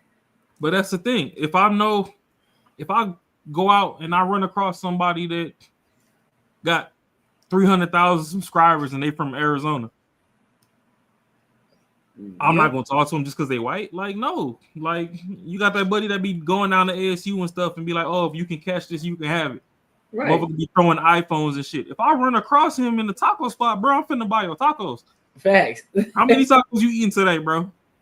Oh no, you ain't got it. I know I don't have to, but I'm trying to have a conversation with you. So while we wait to show that I ain't trying to leech off some fucking free time, boom. My act of service to you is I'm gonna pay the tab, and while we wait for this shit to get made, let's see what conversation we can have in 3 minutes that's productive. Yep. And go somewhere, or you can just be like, "Oh, he white, he racist," and you can hold your tongue, and then there go your blessing. You don't know why God put you in the room with certain people, but then again, not everybody is spiritual. But you don't know why the universe brought you there. I don't care if you gotta rub your pet rocks or believe that Pluto's in Gatorade. It is what it is. So I don't know. I believe the world is wide open nowadays. We got the internet, all that. At this point, y'all finna say the robots is racist next. If y'all can get along, for real, we got 5 to 8 years before they take over and they run in the streets. Yeah, but I seen a drone today delivering some shit when I was out with my homie earlier that's visiting from Ohio. We went to Ojo Locos, and while we was leaving, there was a Amazon drone going back to the warehouse to go get ready to deliver the next package. Y'all with the Ojos Locos? Hey, the one that I went to today. Yeah, we gotta go through there. What's the one in Tempe? Nah, this the joint. It's closer to you. It's off 75th over by the mall over there. Oh, I know. Yeah. I've been in that one before. Yeah, they premium in that one. I've been in there before. Shit. But me and Mark used to work at the same spot. We used to go over there. We used to go over there during lunch. Yeah, so that one nice. Oh yeah. Yeah. They got the robot. They got the robots there, Joe. Already? Yeah. Oh man. But I'm not gonna hold you. I was in Heathrow in 2005, and I ordered my McDonald's off the kiosk. There was only one person. He was kind of just only helping like elderly people. Everybody else, you have to order off the kiosk. Yeah, and that was way before the shit became common here. Now you go into Taco Bell and everywhere, and they got the kiosk and all that. Yeah, true. But I mean, the shit's coming. It was like, okay, you gonna say that shit's discriminating? They systematically programmed it to be racist. That's what they're gonna say. Nah, they systematically programmed it to bitch slap the motherfucking brokies. Damn. But like, even she's saying that they got the robots over there. Like on my side of town right now, they're starting to have the DoorDash robots that actually drive in the street. Oh so shit! It's like, it looked like a little Fisher Price size car. You remember the little car? Yeah, it's around that size, and it actually drives in traffic. And it'll pull up on you and drop your shit off. It ain't them little tiny ones that what was it? I think Venezia Pizza had. They used to ride the sidewalk. Like, nah, these motherfuckers is in the street. Real legit. Shit, we already got Waymo, so yeah, so that makes sense. Well, yeah, and you seen they just approved Waymo to drive on the freeway now. Yeah, so it's about to get crazy out here in these streets. What? That's wild. It's really finna be up. I ain't gonna lie, I gotta get it. I gotta try that way more though. I gotta hop in that bit one time. Yeah, I need to try it before I get some ops. Hey, for real. Well, no, cause see, on one side, I won't mind like trying the technology and stuff, but then on the other side, I'm like, there's also the toxic side of the internet. Yeah. How do I know I ain't got beef with somebody that could figure out which Waymo I'm taking and just fucking hack the shit and drive it off a bridge? See, that'd be some bullshit. See, it will, but we watched the movies leading up to here. It's just everybody done facts. forgot what they watched by now. That's facts. It ain't gonna take. That's why, like, fucking what you call it on Total Recall and all that shit, man. Yup. Because with Sylvester Stallone and Wesley Snipes, I forgot the other one. That was Demolition Man. Yeah, Demolition Man and all that shit. Yeah, bro. Cause see, I'm at a crossroads now because I like to travel. Right. Especially internationally, because I like enjoying other cultures and whatever. So there was a lot of the planes that are kind of out right now, they're still run off floppy disk. Mm-hmm. I'm perfectly fine with that. Right. But in the aviation sector, they're trying to update and get with the times, and they thinking about getting these bitches on Wi-Fi and all this extra shit. I'm like, no. You put this shit on the grid and the motherfucker don't like somebody on that flight log, it could be one person. That whole plane is in jeopardy. The whole plane going down, boy. Because if that motherfucker figure out how to hijack that plane in 4 to 5 hours, depending on the flight, everybody up out of there. I'll tell you one thing though, whoever gonna be cybersecurity for that, but they finna get broke off. That's why I gotta get it. That's why I gotta finish that school in cybersecurity school and bro, because shit, man, listen. That they gonna get broke off some bread for that shit, because the more technology there is, the more cybersecurity jobs are gonna be. So that shit gonna be crazy. I just need to learn some anti-AI coding. Too easy. I know AI works faster than humans, but like a lot of these people that's developing some AI stuff, that's why you could find videos of like certain people working for certain companies that just starting to straight up quit and go off the grid and do all this extra stuff because they didn't ask like, oh, hey, if I had a prompt for you to like, let's just say basically kill yourself, would you do it? And they're like, yeah, I might get you up out of here before you could get me up out of here. And it's like, oh, okay. So that's where they, is driving towards them becoming like sentient beings and all that. But I ain't gonna open too many rabbit holes for folks. If you want to be a nerd, go be a nerd. I'm partially retired. I'm trying to get a mansion. So, hey, I'm telling you, bro. But that's gonna be part of it. Us being a nerd is gonna have to help. But we also be putting in the work too. So. Yeah, but see, I'm at the point where I'm a frustrated nerd. Like that's fair. Motherfuckers used to fight me and tear up my comic books and blah blah blah, and now all of a sudden they Wakanda forever. Like, man, fuck y'all. Man, bitch, I'm still pissed about my books. Fuck wrong. Yeah, some of them comic books I had, I can sell for $300-400 an issue right now. But nah, your bitch ass wanted to come rip pages out the shit. You want to be a bully and shit. All right, I see what type of time. Now that it's trendy, you talking about, oh, where the African store at? I need to buy dashiki to go watch fucking Black Panther. No, you don't. That shit was created by the white man, and you talking about y'all don't like. Dashiki. Y'all don't like white people, but y'all go watch all these Marvel movies talking about how marvelous it is. You trying to be having full-on debates. Who's stronger, who better, who all of them. Y'all done call these people African booty scratchers y'all whole life. Now y'all trying to go wear dashikis to go watch a movie. And it ain't even about them. Go on somewhere. Go about your business, bro. Nobody want to hear that shit you talking about. Get out, like, man, get the fuck out of my face. All right. Any final thoughts? No. My final thought is Jazz.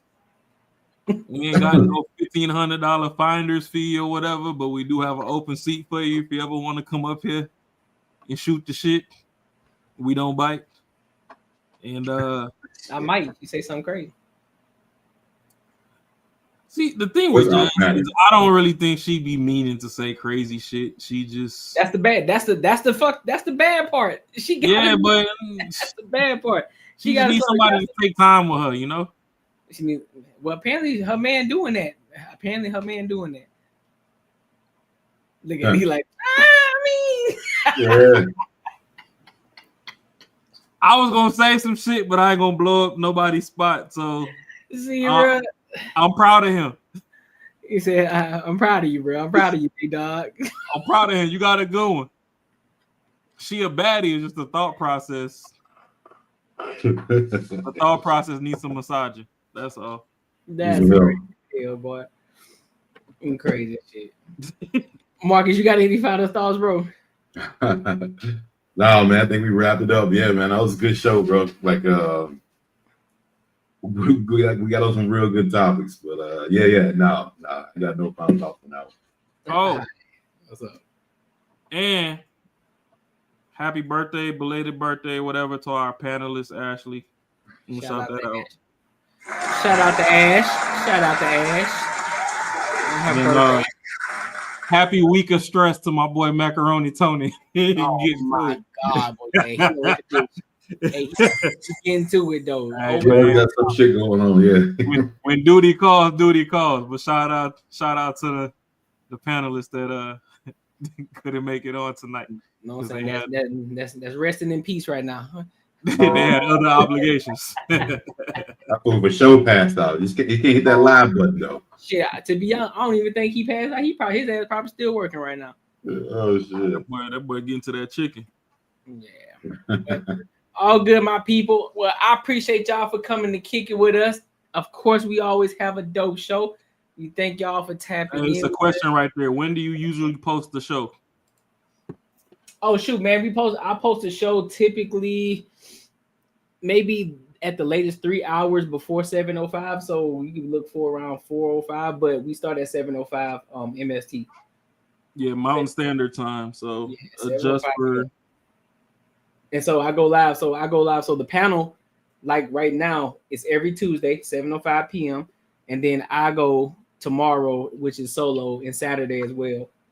Tomorrow, 7:05 p.m. And then on Saturday, it's either going to be 7:05 or 9:05 p.m. I'm still twiddling between those two time frames, trying to figure out which one going to work best. But and you still dropping the premiere?